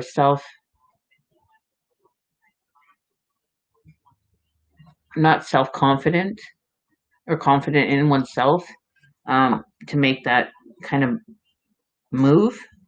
He may be kind of like, well, if you were to offer it to him, he would be more open to coming towards you than being the first one to kind of approach it and kind of take control of the reins and take control of the relationship. He would probably be the type that would allow you to come to him, and then he would move forward on you. Like, he would be respectful to you. He'd offer that respect to you to make that decision to be with him. That he wouldn't force himself to be in a relationship with you, like some relationships start off that way, where the guy kind of claims his territory he's not the type that's going to claim a territory. It's not territory to him. He wants you to be the one that kind of comes forward and says, I'm interested. I'm, wanting to go down this path with you. And then he may end up coming forward. You know what I mean? So I think in this circumstance, I would say, Marie, if this is something that you want to pursue, then make it known. I think that he will honor you and respect you in that way.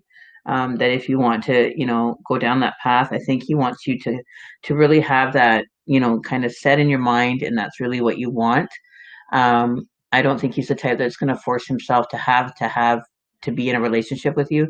He's going to be more the, you know, I'll let you kind of run the show.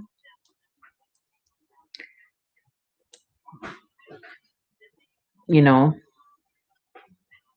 yeah. So he may, he's not a competitive type. So maybe because you're in, like I said, you might be in the relationship you are now. So he's not going to compete for your love. He's not going to go and challenge, the situation. His energy, he's not the challenging type that would challenge and demand you come with him. He's not going to be like a caveman, wife me, you come cave. He's more the type that says, when you are ready, then I will invite you. You can come to me, and then I'll respect your space for when you want to be in the relationship, not force myself into a relationship or demand that you be with me. He's the more relaxed, I'll give you time, whatever you need, because I want it to be on good terms. I want to have that good intent. You know what I mean? So I think you have a good potential with this person. I think that the potential is there. It's very respectful, very honoring. Um, I don't see any red lights here going on. Um, you may even, um, end up celebrating or having celebrations after. Um, like you'll end up, you know, you'll come in, you'll be having a celebration of life together. You know what I mean? Um, so I don't think there's really a big threat here, or, idea of wandering, because we do have the King of Cups with the Knight of Cups. So he's moving from a knight position. Okay, he's knight right now, and he wants to move into a king position. He wants that, he wants to be there and be that support. He's just kind of waiting, on the water to kind of come into shore and be where, he's wanted. But he's not going to force himself into a circumstance where, he knows the boundaries are limited right now, so he's respecting those boundaries for you, and he's honoring that for you. So I think you've got a really good person here, a really good, genuine person with a good heart. um, but he is, he's planting a seed. He's getting prepared for when that happens. So don't be surprised if once you are, finished with your divorce and everything, that he's not standing there waiting to invite you in and say, here, okay, now we can do this. This is now a good time. He's got some wits about him. He's not just jumping in just for a hoo-ha. He's really thinking it through and really putting some thought into this, and wanting to have, a better connection, and having the right connection. Yeah. So I think you've got a good potential here. I don't think that, you have a lot to worry about with this one. I think you've got, an ideal mate here that's going to respect you, and respect the boundaries or the limitations that you have right now, understands the circumstance you're in, and is giving you that space and that time to get that worked out, so that you guys can make a clear start to a better situation together, without having extra, drama or stress or tension, or worry, or anything. Once a clear cut, let's jump together, into the lake together, naked, whatever you want to do, but jump in together when you're free, and you're able to be committed to him, and he can be committed to you. He wants that solidarity.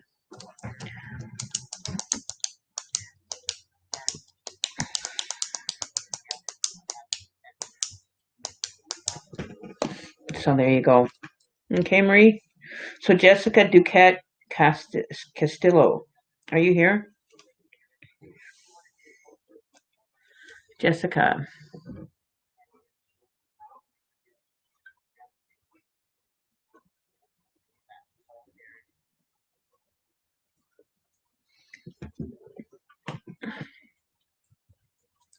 Jessica Duquette Castillo.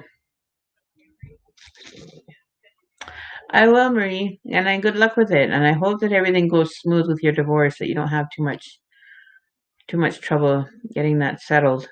And hopefully it goes smooth and easy.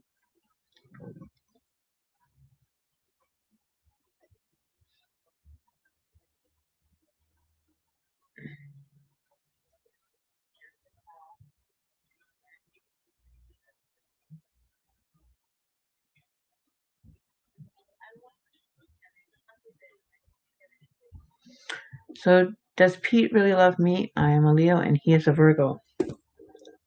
Okay, a lot of relationship readings tonight. Okay, I'm going to ask you before I do the reading, what is making you think that he doesn't love you, Jessica? Is there something that he's presented himself in a certain way or a certain direction that has caused you to think this? Like, are you on the out right now? I think it's kind of checked out, or what's going on with you guys?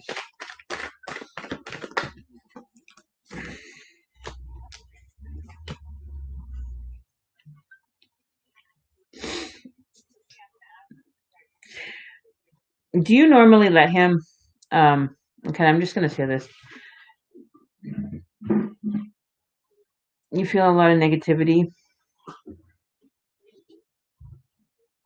Now that you're feeling a lot of negativity, is this from your own perceptions because you've been not feeling positive, or are you picking up on this, or are you, are you projecting it? Are you going through something right now that may influence the way things are being perceived?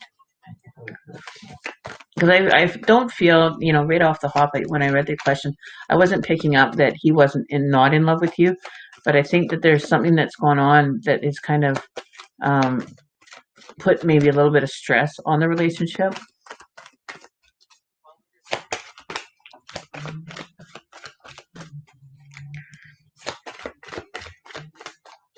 Or something going on for him that he's not willing to talk about or discuss with you. Because I feel that you're the type of person that would bend over backwards for him and give him, above and beyond love, compassion, caring, to the point where, are you feeling like you're giving too much and it's just not being received by him in a positive light, that he's kind of blocking it, or to the point where you would be a, and I don't like to say this because I know that some women do this, and I'm just going to say it the way it is. Um,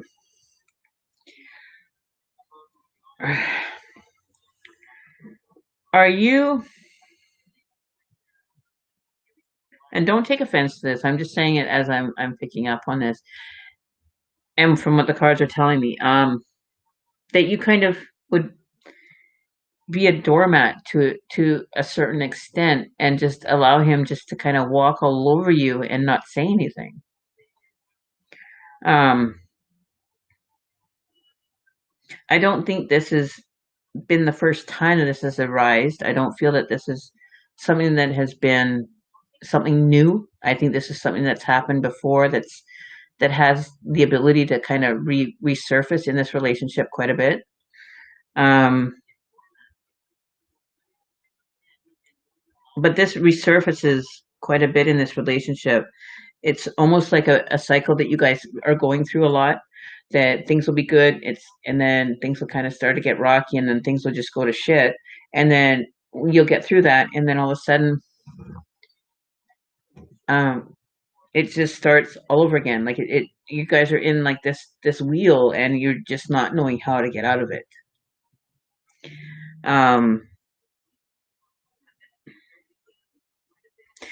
because I don't feel that that's his intention. I think that has been the routine that it has come to, and because it's been routine, it's just repeating itself. It's like a record on the record player, just going round and round and round and round and round.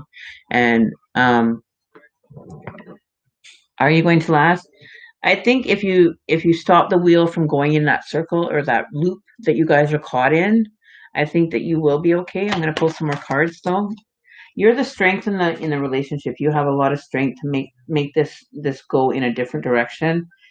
you have the strength to make this wheel stop, and take it in a different direction. I think it's somebody has to jump off that wheel and stop it in order for this to take a different direction.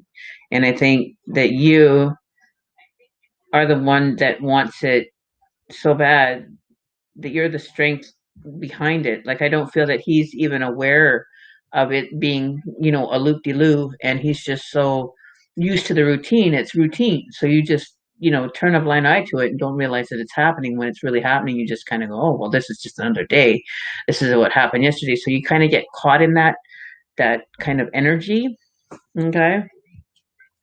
Um, are you guys going through any financial struggles, or is he having some financial difficulties right now that are kind of not seeing any new direction going, or you're feeling like you're kind of stuck financially, that could be having an effect on this?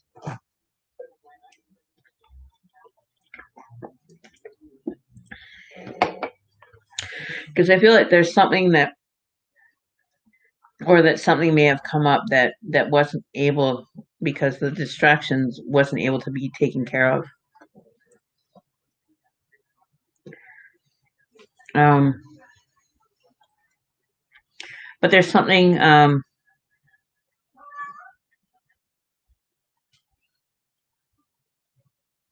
like, was there an opportunity for a new job, or um, or are you looking for a new job? Lisa Furlado. My birthday's soon too, girl. Mine's on Sunday. Woo! I have a Sunday birthday, July 12th.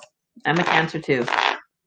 Um, but there was there could have been a missed opportunity that may have disrupted this cycle.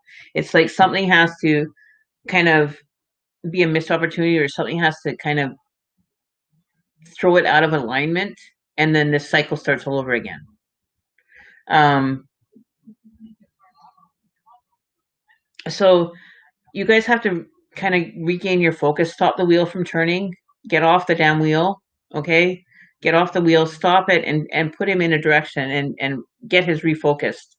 Help him refocus, and point him in the direction where he needs to be going, because he's so caught in that wheel that he's just, it's like you get up, you brush your teeth, you brush your hair, you have your cup of coffee, and it's like every morning you do that. So you don't even realize that you're doing it. You just autopilot, and it's just going over and over again, and then you're just so caught up in it, you just think that it's just a normal everyday routine, because it's been such a habit. Everything is just kind of go, you know what I mean? Ashley Perry, Lisa Furtado. Yeah, we have a list of people. So I think somebody's got to stop the wheel. And hang on, John. Tex is here. So I think what you need to do is jump off the wheel, and somebody's got to make the wheel stop. So then you got to kind of put him in a different direction, and take him and let him go. Honey, there's like a new shiny thing over here. You know what I mean? Like, there's something shiny on this wall. You know what I mean? And just kind of change him, and he won't even realize you did. You won't even realize that you shifted him, but he'll be like, "Huh? Hang on a minute. There's something wrong here. I'm not doing this anymore." And it's like, wow, this is new. This is neat. This is fun. You know what I mean? So you just kind of have to change direction before he walks into the wall again. Like he's like sleepwalking. And you're walking behind him, and he's going to walk into a wall. So you turn him quick so he doesn't hit the wall, and he goes in a different direction. You know what I mean? When a sleepwalker, you just kind of change direction for him. I think is what you need to do.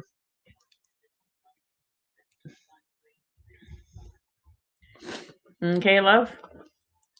But take time with it, and don't do anything too dramatic that he would be like, wake him up, and he panics. But do it in gradual stages. Just do small adjustments. So it's not so much of a drastic change for him to kind of wake up and go, okay, I was sleeping and my bed was facing a certain way, and now you moved to the other side of the room. Like, how did I get over there between and not even notice? We do it when he's not expecting it, or when he's not really paying attention, and see the result after. He might bless you and be like, "Oh my God, I'm so glad that's over with." It's like riding the roller coaster for 17 hours, and you get off and you're still riding the roller coaster in your mind. It'll take a while for him to adjust, but the adjustment will happen. You know what I mean?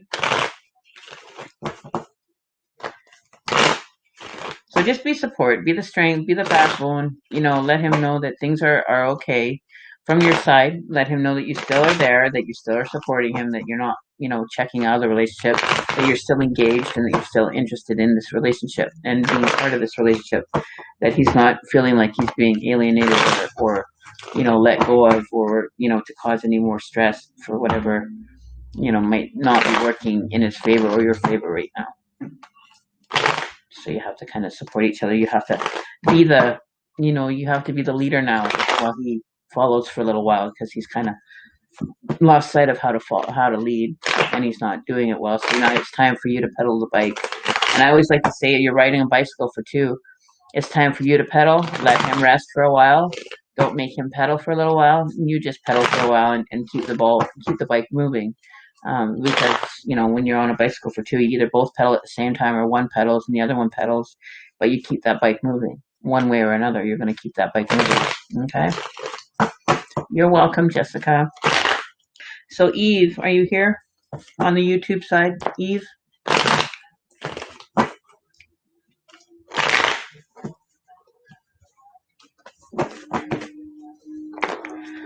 I'm in the same spot with my other half, but I'm starting to do things for him more. Hopefully he will see that I'm trying to make things work out. And it takes a bit, when you're in that circumstance, don't expect things to happen overnight. Like, you're going to have to put a little bit of grunt work to get it going. It's like, everything, to get things moving and get things moving smoothly, you always got to kind of have to work a little bit harder to get it kind of, going, like pedaling a bike. A stationary bike, you have to pedal it, and sometimes it takes a little bit more to get it going. But once you get it going, it's easier. So it's just that little bit of uphill that you have to endure, but know that you're going to be out of the thick of it, that it's only a temporary problem. It's going to be resolved. It's going to end up alleviating soon enough. Changing direction and everything is not, it's like driving a car. You just stop at a light. You're not just going to start rolling. You're going to have to push the gas to get it going and get it moving. But once you get it moving, you don't really have to push the gas all that hard. You know what I mean? So you just got to keep that in that perspective and say to yourself, this is just temporary. This is not going to be for the rest of my life. This is just a temporary situation that we're trying to get through, and it will alleviate. Everything will come to an end. Everything has a beginning and an end.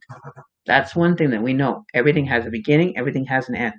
It's whether you make that end happen, and when that end it comes in is when you choose to let go of it and make it end and take a different direction instead of going down that road again and again and again and still coming back to the same result. Having expectations will lead you to disappointment. So if you walk with no expectation, how can you be disappointed if something goes wrong?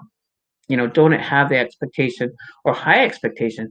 Have a certain level of common sense or general purpose, but don't have the expectation of it happening a certain way, because you'll be led to an expectation that's going to fall.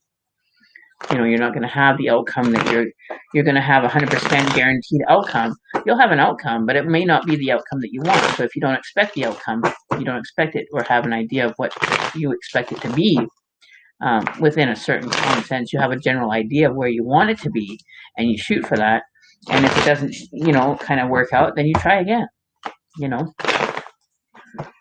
Like Will Smith says, you can't get through life without being a failure. You have to fail in order to start again. And not to take that failure so personal. It just gives you another opportunity to be able to do it right again, but a little bit better than the next time. So long as you're taking that initiative to make that next time a bit better than the last time you tried. You know what I mean? Chrissy Chandler, I do not have your name on the list. You'll have to see one of our mods for the YouTube site and find out where you are on the list, if you're even on the list. Okay, so Eve.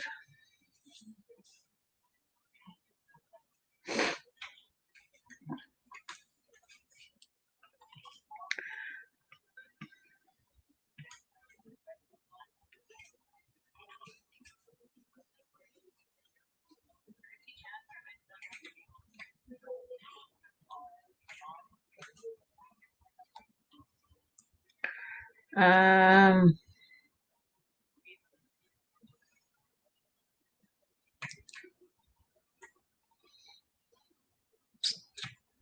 oh, we already had Marie Eve. Okay. Sorry. Heavenly, your turn. Question.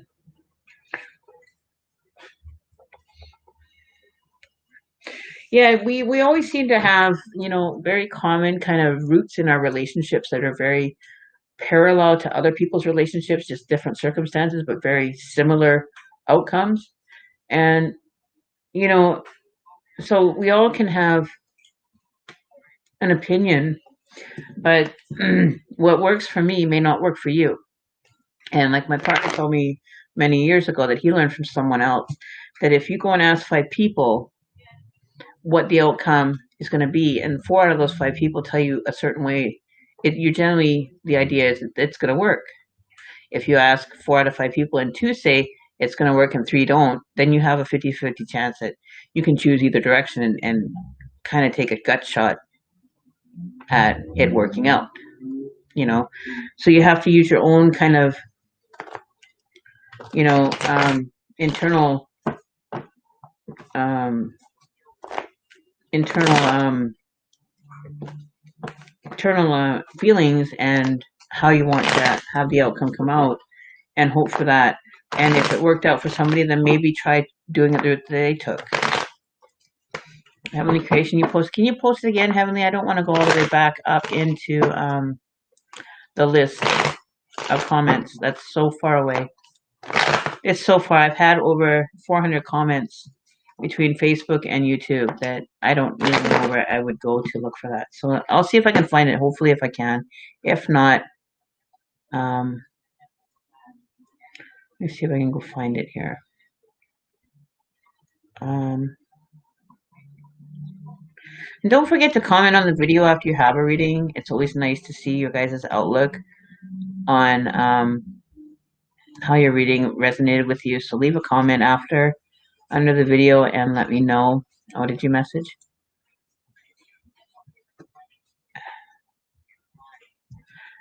The good, the bad, the ugly traits of my next partner for the commitment, and if it's a male or female. The good, bad, and ugly traits. Okay, Heavenly, you missed that part of the live stream where I was talking about it's up to you to create that person. The good, the bad, the ugly. Oh, I wish I had my still waiting for that one to get sent to me from someone, and they haven't sent it to me. The Soul Lovers Tarot thing, where it tells me their personality and general looks and everything else. But we'll see what we can get from this one. Let me see here. Personal traits. The good, the bad, and the ugly, personality-wise. The good, the bad, the ugly. What's the sign for the next person that Heavenly is going to meet? What can you tell me, Spirit, about the next relationship Heavenly is going to enter into? All right. Lights flickering here.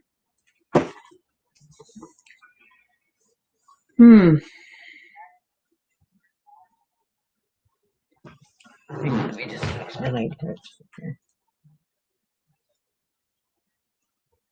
There. Okay. Well, like I was saying earlier while I'm pulling cards for you here, when you're wanting to kind of manifest the person of your ideal mate into your life, I always recommend this, and I recommend people to try it. It worked for me. I got results from doing it. I was told about doing it from someone else that had results happen from it as well. And I created it myself, recreated it for myself, for me to find my partner. And what I did was I made a pro and con list, and I broke it down into what I wanted in the person, the pros that I wanted, the personality traits, the the look, everything about the person that I wanted, and then the things that I didn't want in the relationship, or the type of person that I didn't want based on my previous relationships. Um, and I got pretty much, 80% of what I asked for on that list when I sat down quietly and I asked the universe. I asked the universe to present, the person that was meant for me, that has this personality traits that I would like to have in my next partner. And I requested, my mate. I made to order, more or less, um, the person that I wanted in my life. And I sat down one day and I said to the universe, I said, universe, I'm ready and willing to accept the person that is meant to come into my life now. I'm so tired of, these half wannabes that want to be, just there for a couple of weeks, and they don't want the commitment.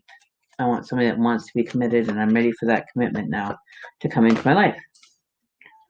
And then, oh, this looks good. It doesn't look too bad. A little bit of work needs to be done.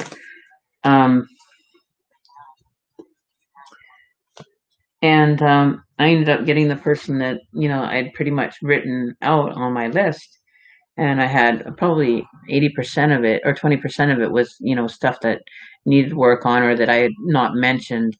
So they just kind of threw whatever extra in there and created this person with their energy was brought to me.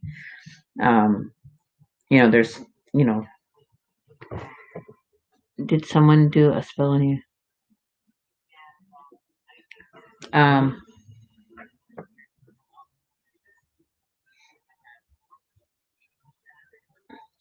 Jessica, how are you? So, this one isn't too bad. The next person coming up, it could either be blonde or dark haired.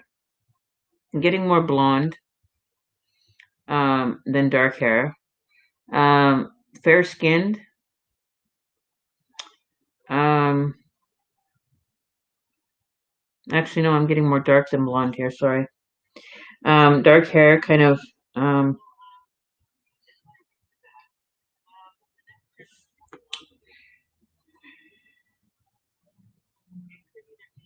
You could have blue eyes. But I am getting more dark haired. I'm getting a feeling that it could be a Gemini.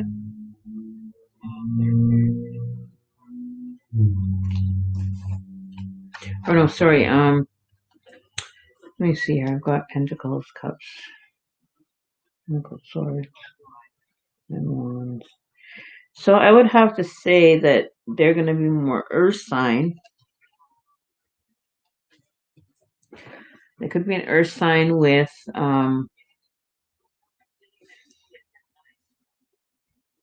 with either water or fire, or sorry, air. So they could be an Earth sign with water or air in their chart. So that could be like a Libra, Aquarius, Gemini, Cancer, Scorpio, or Pisces. I'm getting, there's like a 50-50 kind of, it could go either way.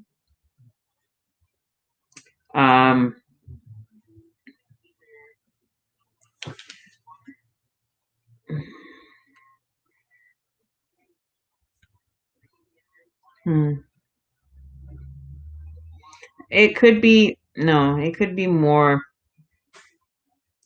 Looking at this, give me one sec here. What do we got here? We got cups, so we got water and fire. So anybody, this really opens it up. This gives you a little bit more options because it's showing a lot of options. We got fire, we've got air, we've got water, we've got earth and fire.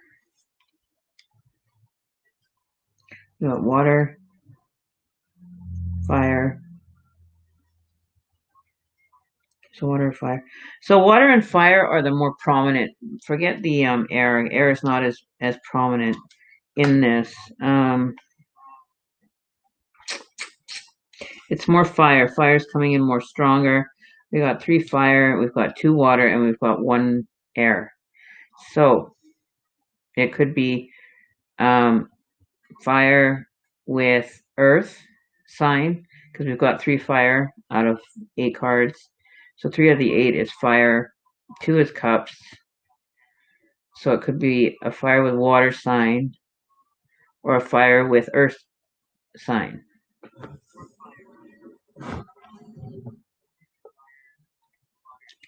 So the fire signs are the Aries, Leo, Sagittarius would be the dominant factor. And then you've got the Cancer, Scorpio, Pisces, or it could have Capricorn, Taurus, or Virgo in their chart, if that makes sense. We do have a bit of air.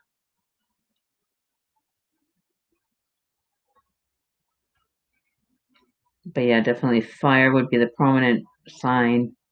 Then we have water and earth are kind of tied for energy, so it could be either or. But definitely a fire sign.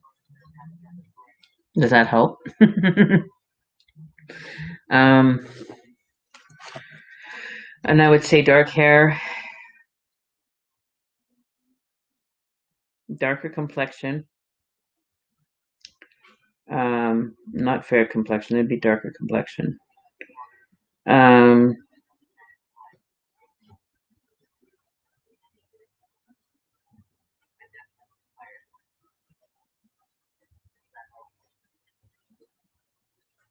But let me ask you a question. Are you what nationality are you? What about the personality? The personality I'm getting is they're not the type that's going to be combative. They're not going to be the type that is very similar. We got the same card that came out for we did an earlier reading there where the person isn't going to be the type of person that's going to, compete or be in a competitive manner for you. They're not going to feel that they have to compete for you, that they'll want to be with you because they want to be with you. They don't have to show that they have to compete for your love.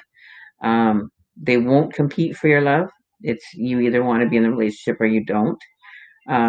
You're committed. That's you're committed. That's good. Things just you function in a relationship and you do things in a relationship that are respectful and honorable. This person will end up having a lot to offer you.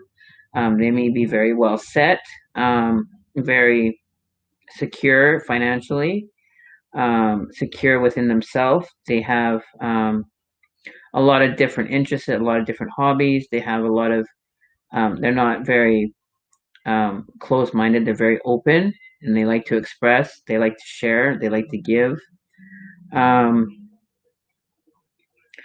the one thing, the downfall that they do have is that they put their head down when they work. They get really buried in their work and they don't see what's in front of them. They're not paying attention to where they're going.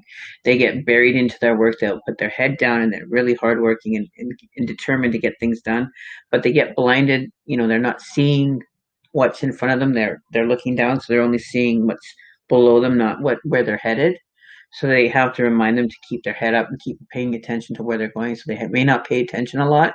They might have like the inability to pay attention. They might be, kind of focused. And when they get focused, they get focused. They don't really have time to look around and do other things. So they're very determined, very focused.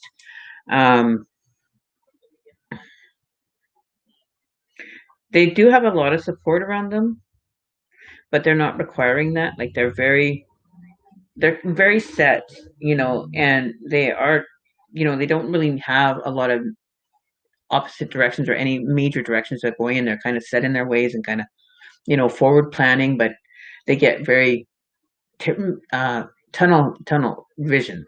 Like they don't see everything. They just kind of focus and that's where they're going and that's it. That's all they need to know and their head is that way. Put your head down, get to work. They're not one for planning. They don't really have the ability to plan or do things or make plans or to be able to plan something. They're just kind of Okay, we're doing this. Okay, good. We're doing this. Okay, that's set for that day. Okay, then if we've got Monday, Tuesday, Wednesday, Thursday figured out, now Saturday. They're not, you could tell them, okay, hon, on Monday you're telling them Thursday you're going out for dinner, and when Thursday comes, I totally have forgotten all about it. Like they just went right out. They forgot all about that they had made that plan. They're not ones for making plans. They're more spontaneous, more live by the moment kind of energy. They're not, determined or having a schedule. They're very open ended. They like to just kind of be open to whatever can kind of happen, can unfold. So that could be a trait, a good thing or a bad thing, depending on the type of person that you are. I remind him to pay attention to me. You can either wait on list or pay for reading to skip the line. So that's what I kind of getting for you. But you have an option to choose to take a person like this if this is what you're looking for, or you can choose the other and kind of define it more detailed for you.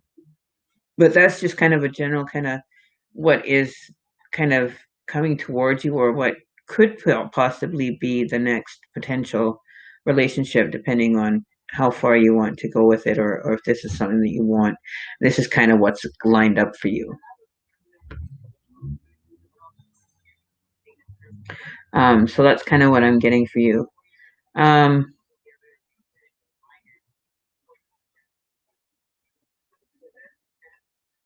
but yeah, he's definitely will have. Oh, I'm getting tired. A lot to offer. It's getting late here. It's already 10:32 here, and I've been going since 8, so that's 2.5 hours. So we've got time for a couple more. So Brianna or Brenna, are you still here? Dave, Denise A. Campbell, Nolan, and Heaven. Oh, Heavenly, we already did. So Brina, or Brianna, Denise, or Nolan.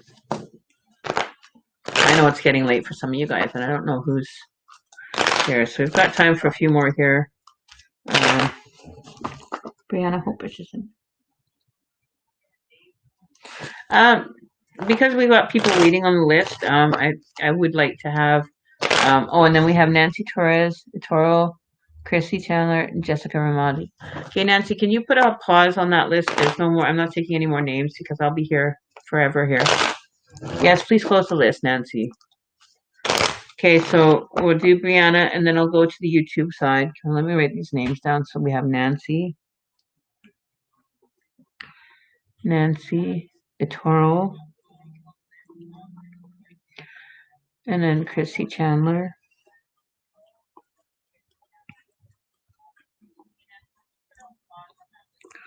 Chrissy Chandler and Jessica Ramondo.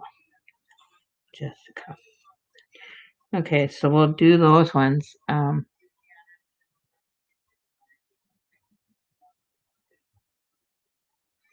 Denise, okay. So Brianna, and then we'll do Nancy, then we'll do Denise, because we go back and forth so that everybody gets a chance here, so it keeps it kind of moving. Yes, thank you, Nancy, for being a mod. I'm gonna have to. Hey, you know what? Here, I'll do this for you, Nancy. Oh, I can't do it from here. Yeah, special shout out to our moderator, Nancy. She's kind of taken over helping out on the YouTube side, which I really appreciate. It makes everything kind of a little bit smoother. I know Ashley's a good one. She had to probably leave. I wasn't really able to see, but I haven't seen her in a while. Okay, so let's see what's going on for you, Brianna, first, and then we'll do Nancy, and then we'll do you, Denise. We'll go back and forth here. And then we've got Etoro, Nolan, Chrissy Chandler, and then Jessica R.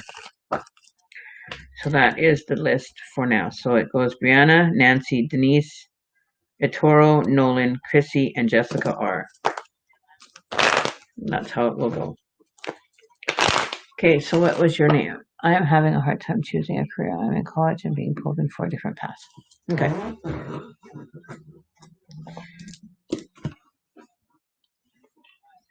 So what are the 4 paths? Excuse me, guys. Hang on. Need some caffeine.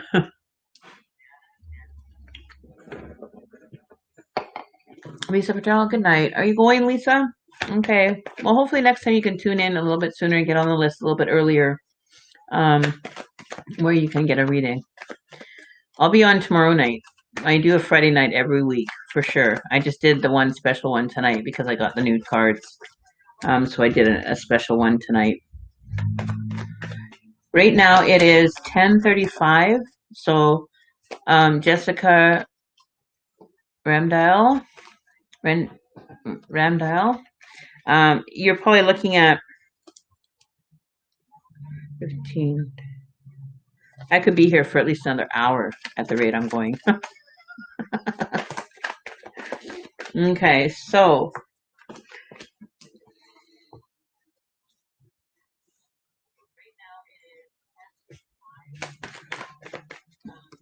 computer science, psychology, criminal justice, and history teacher. So all over the place. Wow, that is a big option. Okay. Criminal justice. What about incorporating all of them?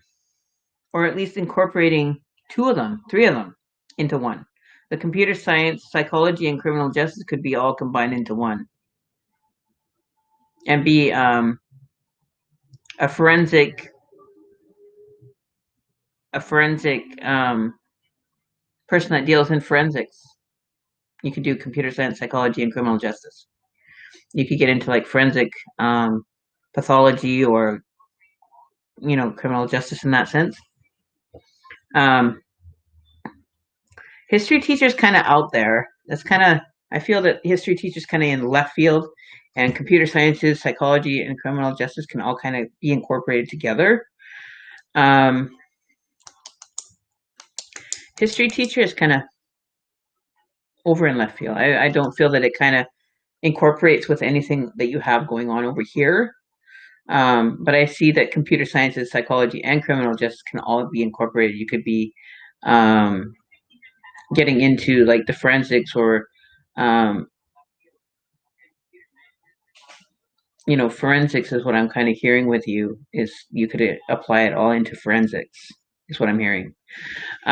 Whereas history teachers kind of like, you don't really have a lot to go with on that. You're kind of stuck with just the one option or direction, with potential for other, but that would require a lot of growth. Whereas with the computer sciences, criminal, and psychology, there's a lot more, available resources or available options that can come from each individual one as individually, or you can combine them all and create more opportunities. So if it was me to ask you that I would go with the more than with just the one that is kind of limiting, whereas the other one is kind of more broad, more right. I think that combining the 3 would be a better option. It would create more flexibility in the future for you. You're not really limiting yourself with what you can the path that you can go down, because you can branch off into different things as you develop and move into whatever direction you want to go in. But it doesn't mean that it can't branch off into something else or come back. You can come back and still continue down a different path. You can still, it's more expandable with the 3 than with just the one kind of history, is where you're generalizing. You're just going down the one kind of set path of history teacher. You're kind of limited to where direction you can go in. Whereas with the 3, you combine them and you can go into like forensic science, you can go into pathology, you can go into there's another one. It's in the criminal justice, but it's like a psychologist. Like Silence of the Lambs, that girl that did that, the FBI. You could get into the FBI doing FBI, or criminal justice service, where you're doing forensic science. You're doing like crime scene analysis and all kinds of different things. Like you're just limiting yourself with just the one, whereas the other one you've got too many more options. So if it was me, I would take the option B and take the 3 compared to the 1, if you're to ask me. to tell you the truth, because you have everything. You have the potential to do it. This is the Bow Cheeky Bow Wow card, and this is the amazing thing. You have, so much behind you and so much in front of you, or you could go to the right where you have lots, or you could go to the left where you have little. You know what I mean? So you want to take the little, or you want to take the lot, is what I'm seeing. Okay? So that's what I'm getting for you. Okay, so I would take the one where you have more availability, more options, more routes to take, because if something doesn't work, you can always go into a different field. You're not limiting, one thing, and you're kind of limited to where you can go and what you can do. So take option B, take the more options available, combine the three.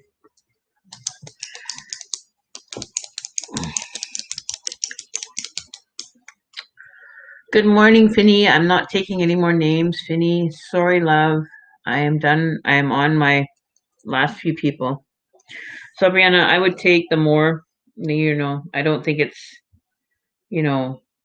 but it's up to you. It depends on how much you want to, what you want to, have the opportunity to do, what you really want to do with it. But there is a lot more potential with combining the three, and it would be a more logical, more common sense practice to kind of go with the more options and, envelop it all and do it all together. All right. So Nancy Torres,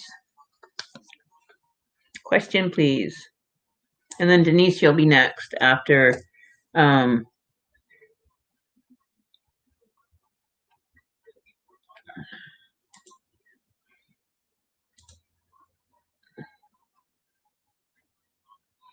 Thank you.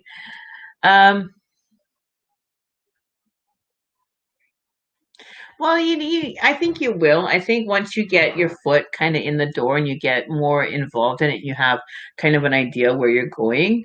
You'll get more involved in it, because right now you're kind of up in the air. You don't really know what direction you want to go in. But I think that now you've kind of narrowed it down to 2. Okay, so instead of having 4, you've brought it down to 2, and now you're going to bring it down to 1. So you're going to find what you're going to, go in the direction of. So you've got it from 4 to 2, and now you're putting it to 1. So you go either direction. Take route A, take route B. Personally, if it was me and the way that I like to do things, I would be more interested in something that's going to stimulate me differently every day than having to do a humdrum, mundane teaching history every day for the rest of my life. Whereas with the opposite, with the forensics and everything else, you're challenged with something different every day. It's not going to be the same routine every day. It's going to be something different. So it's going to stimulate you and keep you moving. Okay, I think is what's going to happen for you. For me, that would be more interesting than, personally teaching for, the next 50 years, the same topics, the same subjects, the same mundane route every day. Whereas forensics, you're into something different every day. Are you off, Ashley? Oh, good night. Love you. No worries, Brianna.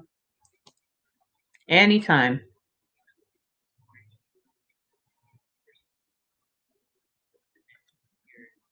My Ashley Boo.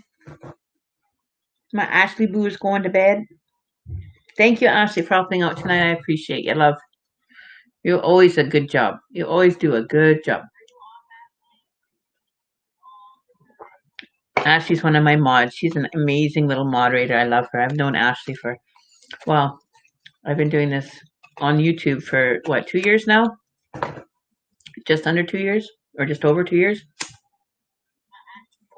And Ashley's been there since pretty much day one. So she's been around a long time. Rena Denise, I'm only doing what's on the list now, and we only have 1, 2, 3, 4. 4 people, 5 people. I'm going to do Nancy. Is anything going to happen between me, Scorpio, and Matt Gemini? Let's see what's going on for you guys. Okay. So Brianna would like to know, Spirit, what is going on between her. You're welcome so much, Brianna. I'm very happy that I could be of service and help you give you a little bit more insight so you can break it down a little bit easier. You don't have so much to think about. You can at least get it down to 2. If you were my daughter, even if I wasn't a tarot reader and you were my daughter, I would probably give you the same advice. It just gives you confirmation of the direction you want to go in. That would be a more realistic kind of outlook than feeling like you're being pulled in 4 different directions, but incorporating, putting them all to work in favor of, getting the biggest outcome or the best, yield for, what you're putting in. You'll have a lot more availability, options, and direction that you can go in. It'll be unsurmountable. So Nancy, let's see what is going on for you. So Denise, Denise Toro, Nolan, Chrissy, and Jessica. Thank you, Nancy. So let's see what's going on between you and your Scorpio, was it? No, you're Gemini. Okay, you're Scorpio, he's Gemini. So let's see what's going on between the Scorpio and Gemini. Oh, there's a lot that wants to come out. We're going to take it slow, though. We're not going to go fast. We want information to come out as necessary. What is the information for Nancy, the Scorpio, and Matt, her Gemini? Where's the Matt? Okay, we got the Scorpio energy. I think we got Scorpio, or no, Pisces energy.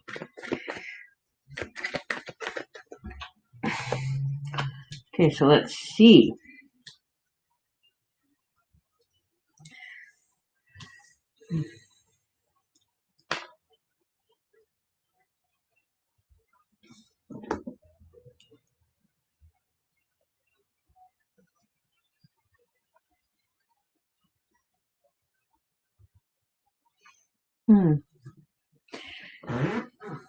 You're showing us a very strong, strong energy. You've got the Bao Chicky Bao card too, but I feel that he's feeling that he doesn't, meet your standard. To say, I think he thinks that you're out of his league, is what I think he thinks. That you don't, that you're not on his level, that he doesn't meet your standards per se, or doesn't feel adequate enough to be a partner with you. But he has interest in you. He's interested, but I feel that he feels that he's inadequate to your situation. I feel that he would put you on a pedestal and give you everything you need, but at the same point would feel like he, as a person, an individual, wouldn't meet your level of needs, but would, treat you like a queen and treat you like the princess that you are. But he would feel inadequate in other ways, that he wouldn't be able to, meet that level of expectation or need, or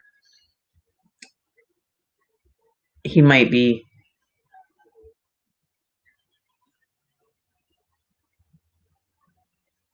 feel that he's on like you're up here, he's down here, and to bring himself up there, he doesn't know if he has the potential to get here with you, even though you would see him on that level, but he doesn't see him on that level.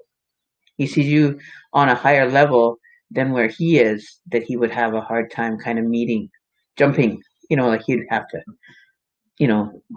put it more work into, being on that level with you, and doesn't know if he could have that, offer that standard of living that you're used to, or that you would expect from a partner. Doesn't offer enough, if that makes sense. But Rena, I will be on tomorrow night. I usually do my Friday night lives, and I usually do mediumship then. You can check me out tomorrow night. I will be here, and I can do a mediumship for you tomorrow. That wouldn't be a problem. Okay, so I think, you know, he would give you the world. He would do everything to try to meet that standard, but he feels that he would fall short in some way or another. He wouldn't be able to, you know, keep up that expectation or the appearance that you would have. Um, and he wouldn't want to put you in that kind of energy where, he wouldn't be able to do the level that you're accustomed to, I guess I would say, that he wouldn't be able to offer you as much. Like his cups wouldn't be able to meet the level of needs that, that you're accustomed to. Even though he doesn't really, he has this idea of you, but maybe showing him that that's not an expectation, but that what you see on the outside is not what you get on the inside, is the kind of personality that you have. What you see, this is just the clothing that I wear, but what's on the inside is what is important. And for somebody to get into that level with you, though, would have, your heart and would have your honor and everything, and the respect from you. But for them to be able to get into there, I feel that you kind of put on, an extra layer of clothing to hide that. Like you don't show yourself. You're not kind of really open to allow people in. Um, so it might be deceiving to him. So if you let him know, um, that you are on the same level, that you can be on the same level, because I think he's got this kind of portrait of you, and you're looking glamorous and everything else, but it's what's on the inside that's important to you. It's just the outside. This is just clothes I wear, but what's underneath this clothes is totally different than what you're seeing. You know what I mean? Like this kind of blocks a lot of what you're seeing. It's just kind of the image of me, and what the inside of you is different, and you're wearing a total different set of clothing underneath, but you don't let people in quickly to see that part. You don't, you're very self-conscious, or, you know, unsure, or maybe have some insecurities surrounding that, letting people in and seeing the true self. So he might feel that he doesn't have the potential to keep you at that level. You know what I mean? Does that make sense?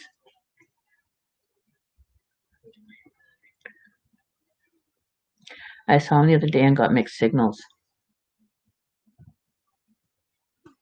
So that could be why he's giving you the mixed signals. Nomad Trees, how are you doing? Welcome. List is closed, my love. Sorry.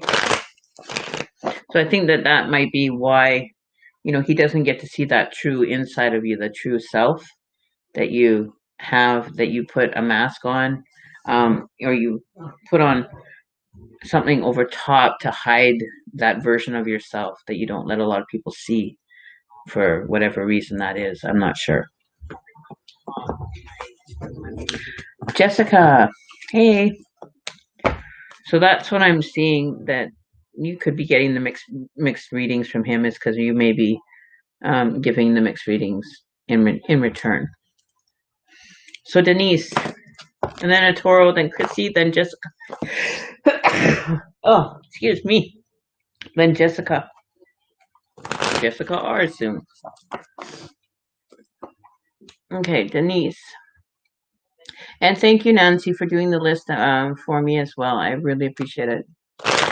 You've been so helpful.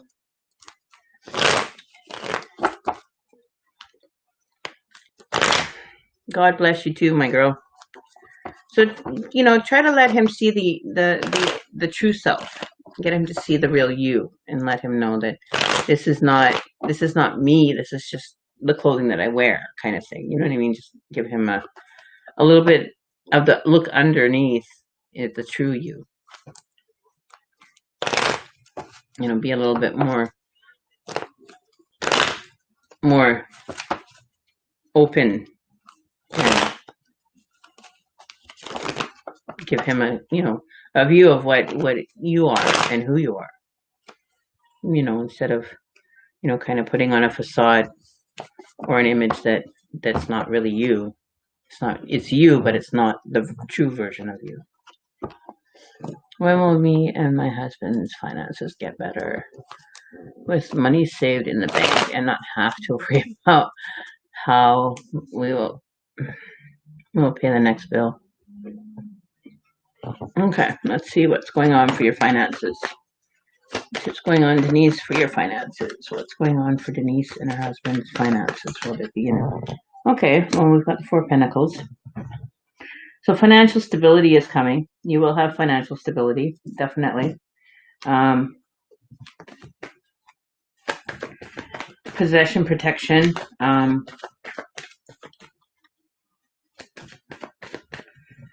You're going to have to get greedy in order to penny pinch to get to where you're wanting to go.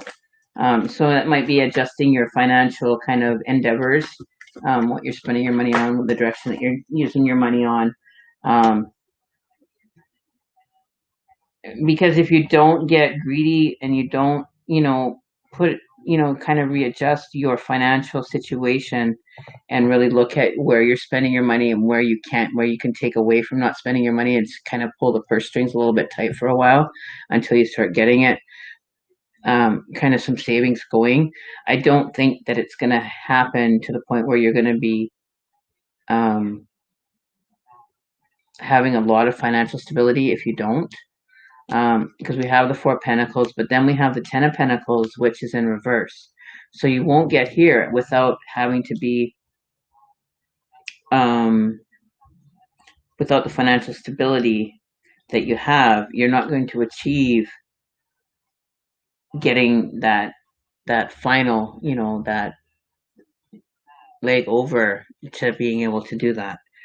So, if there's other ways that, you can generate income or, invest your money to actually have money that's kind of in the bank. So if you have an extra, $300 a month that you have that you can put into savings, but invest it into something that's going to give you a long-term kind of yield, or something that you can invest your money into that you can end up getting money in return, in a year or two, and then just put a lump sum away and just lock it away in, investment or something, some way or another, that, if you end up with, doubling your money or whatever, in a year or two, you can take it out and you'll have, and a little bit of a nest egg, and then just reinvest it again. It's all about, saving and investing your money wisely, putting it to great use, nipping where you don't have to spend to be able to be successful at getting there, getting to the root of it. So you have to get greedy and penny pinch and, really look over, write out where your finances are going, even if it's, spending $1 on a chocolate bar or spending $5 on a coffee every day, how much that will take away every month. That's $150. If you're spending $5 a day on a coffee, that's $150 right there that you could end up putting into a savings. So it's finding out where you can kind of cut the corners and not have to, spend so much.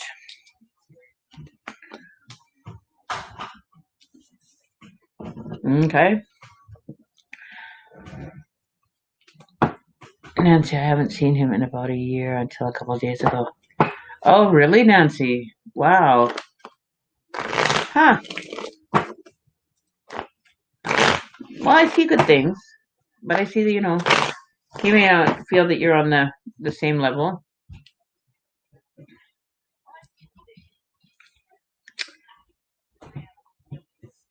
So I think you have to, really take a look at your financial situation in order to achieve that.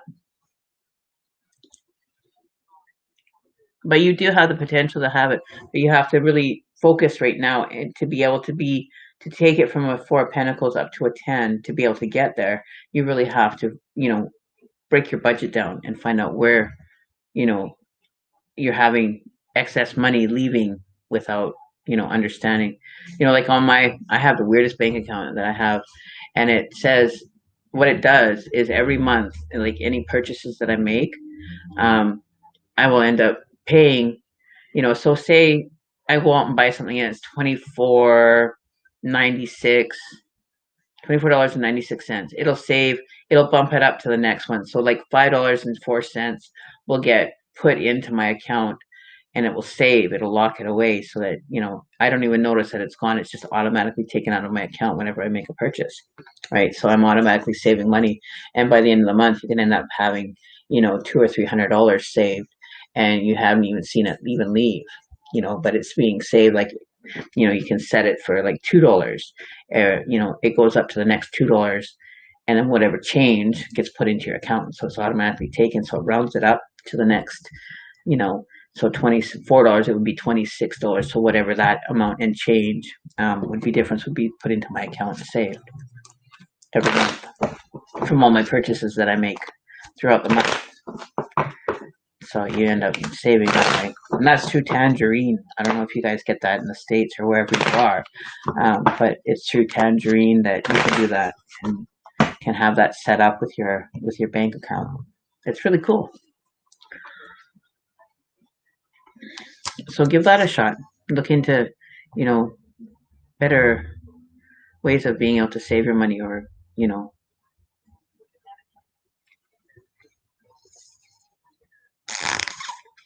eToro. General reading in 3 months. Oh, you're gonna make this one.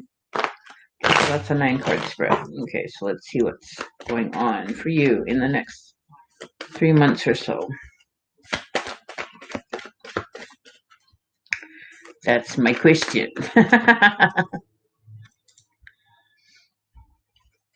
Okay.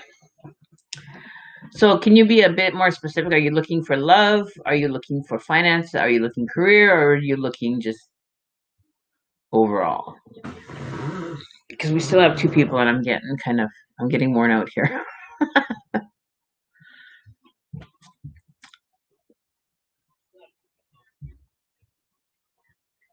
If you could be just a tad bit more specific.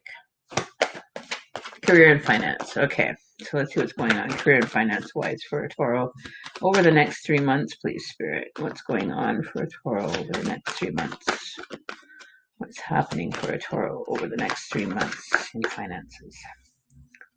Let's see what's going on for a Toro in finances. Oops. Career and finance. Okay.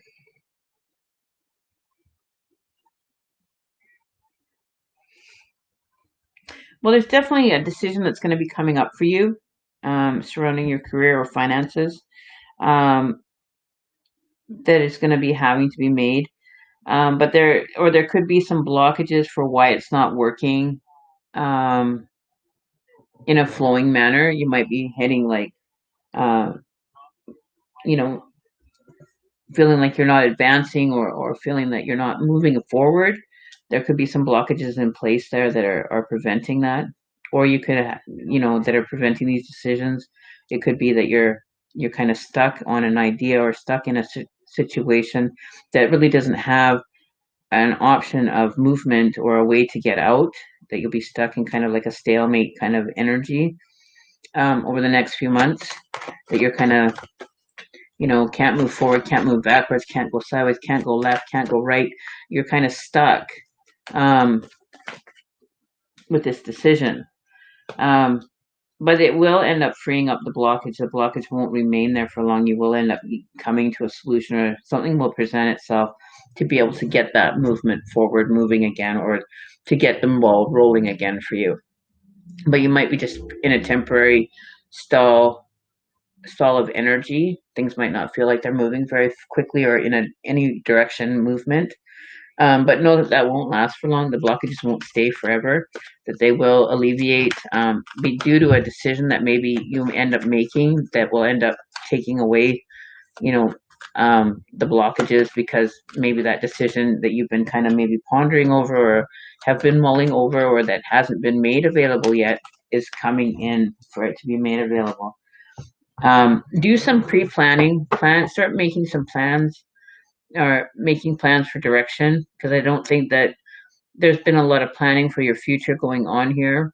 So maybe start planting seeds and or ideas that you want to kind of maybe start creating ideas or avenues or options available to, how can this decision best suit me if I take this direction? If I go in this direction, I choose the opposite direction. How is that going to affect me? Where am I going to end up?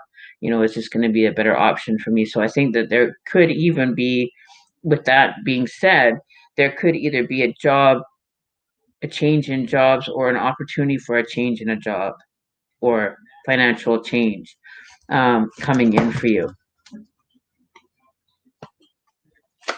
But making sure that you've got, kind of a direction or a plan kind of laid out, so that you're not just kind of making a decision and then regretting it after. Like, really think it through before you make the decision. Don't just jump at, an opportunity because it sounds good. Don't think too much internally. Don't internalize it too much.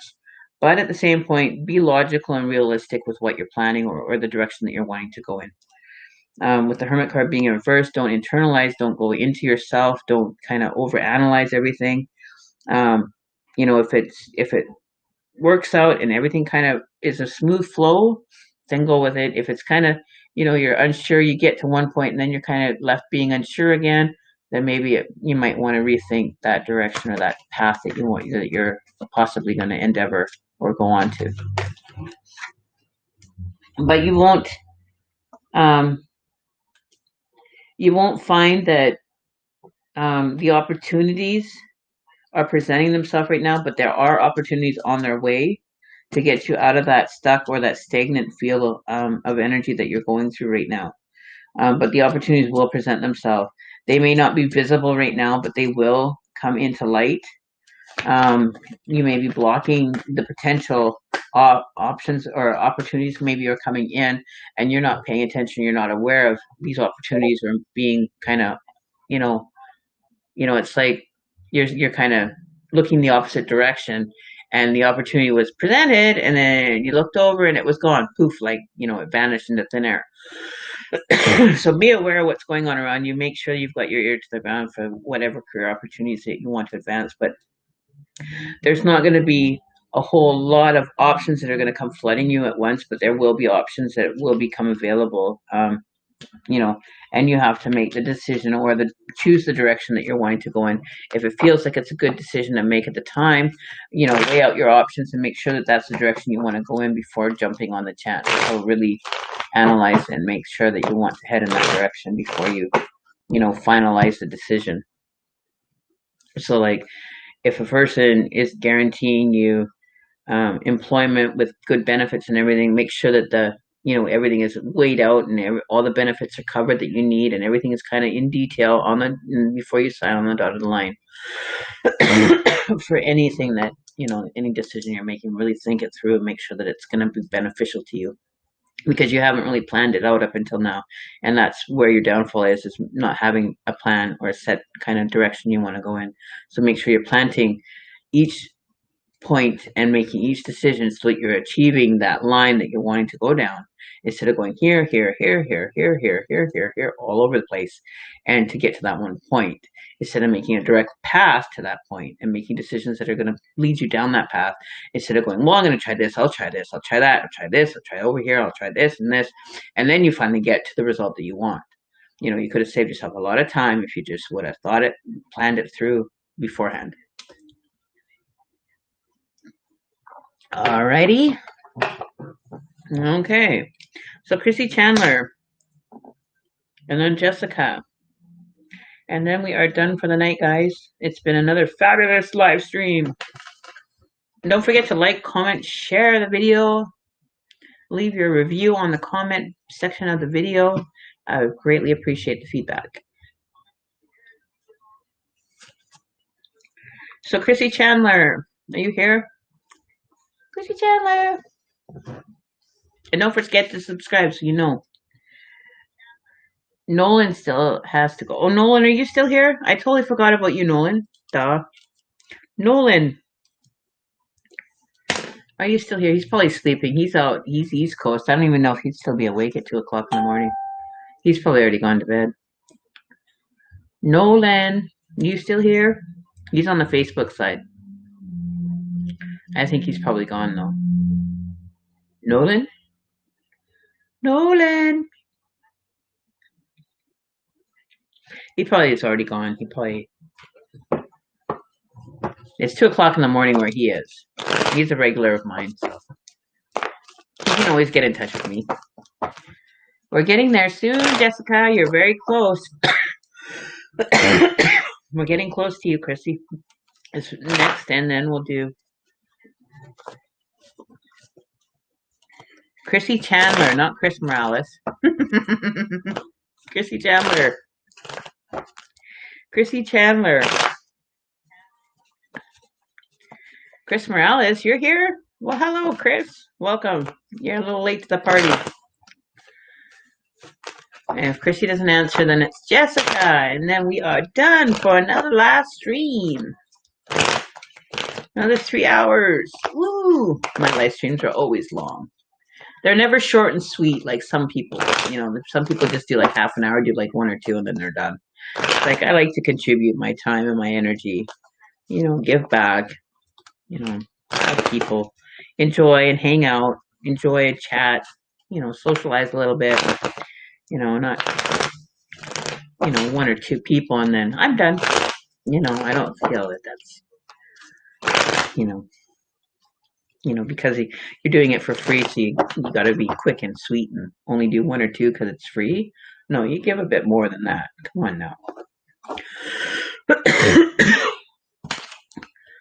You can tune in tomorrow, Chris. I will be here tomorrow night again, but it'll be earlier. It won't be so late. I usually come on at about 5 o'clock Pacific Standard, so 8 p.m. Eastern Standard on Friday night is my usual time that I usually do. Fridays and Mondays.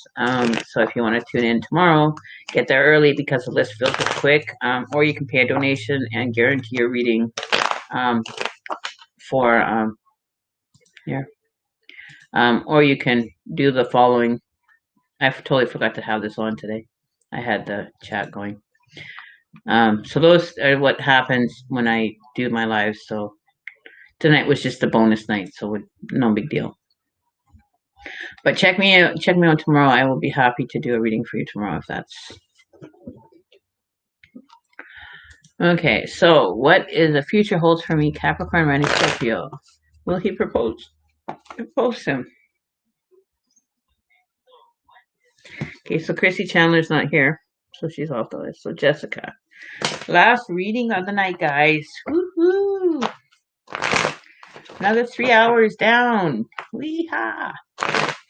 Yeah, it's been 3.5 hours. We're going on 3 hours, 8, 9, 10, 11. Yeah, 3 hours, 20 minutes or so.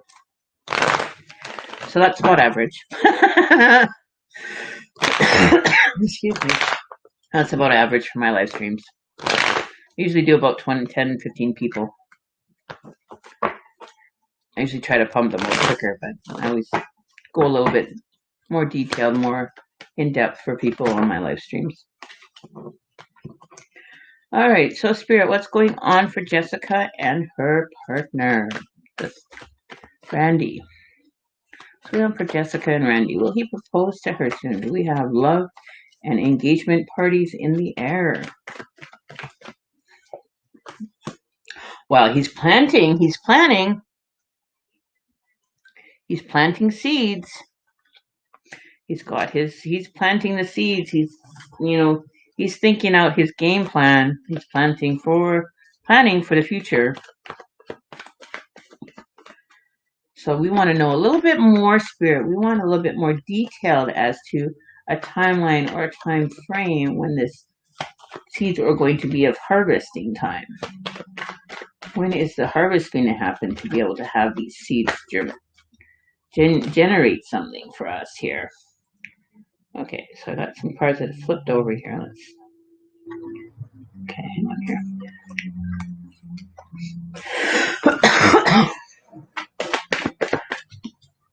When is this going to happen? What are these seeds, and what is going to, when, what, and how are these seeds going to come into play? Is there an engagement involved in here? Okay,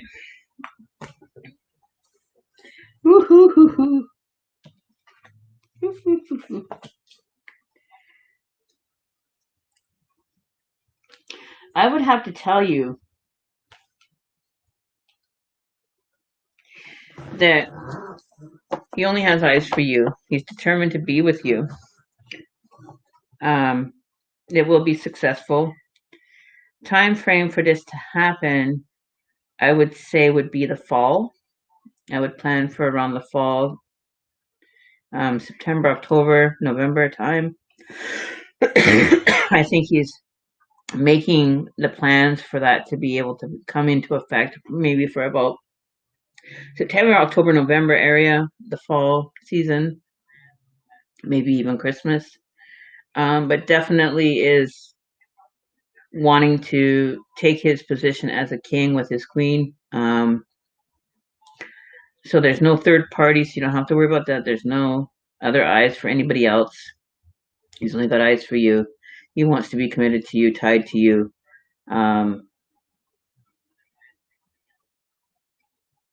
What's the word I'm looking for?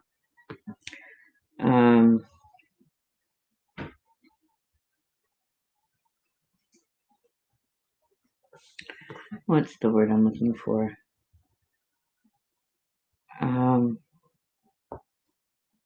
Bondage.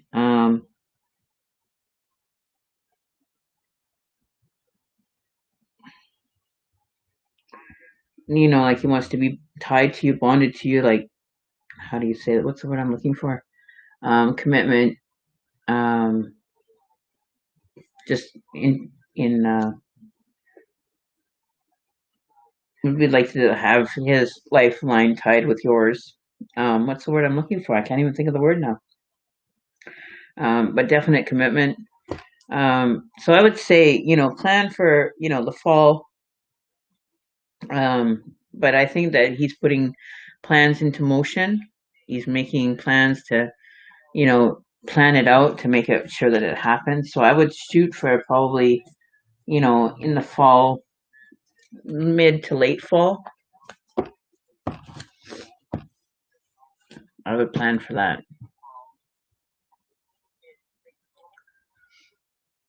Soulmate.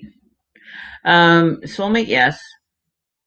We had the devil card, and on the bottom it shows two people tied together by chains, so you're chained together. So I would say yes. I would say you would be.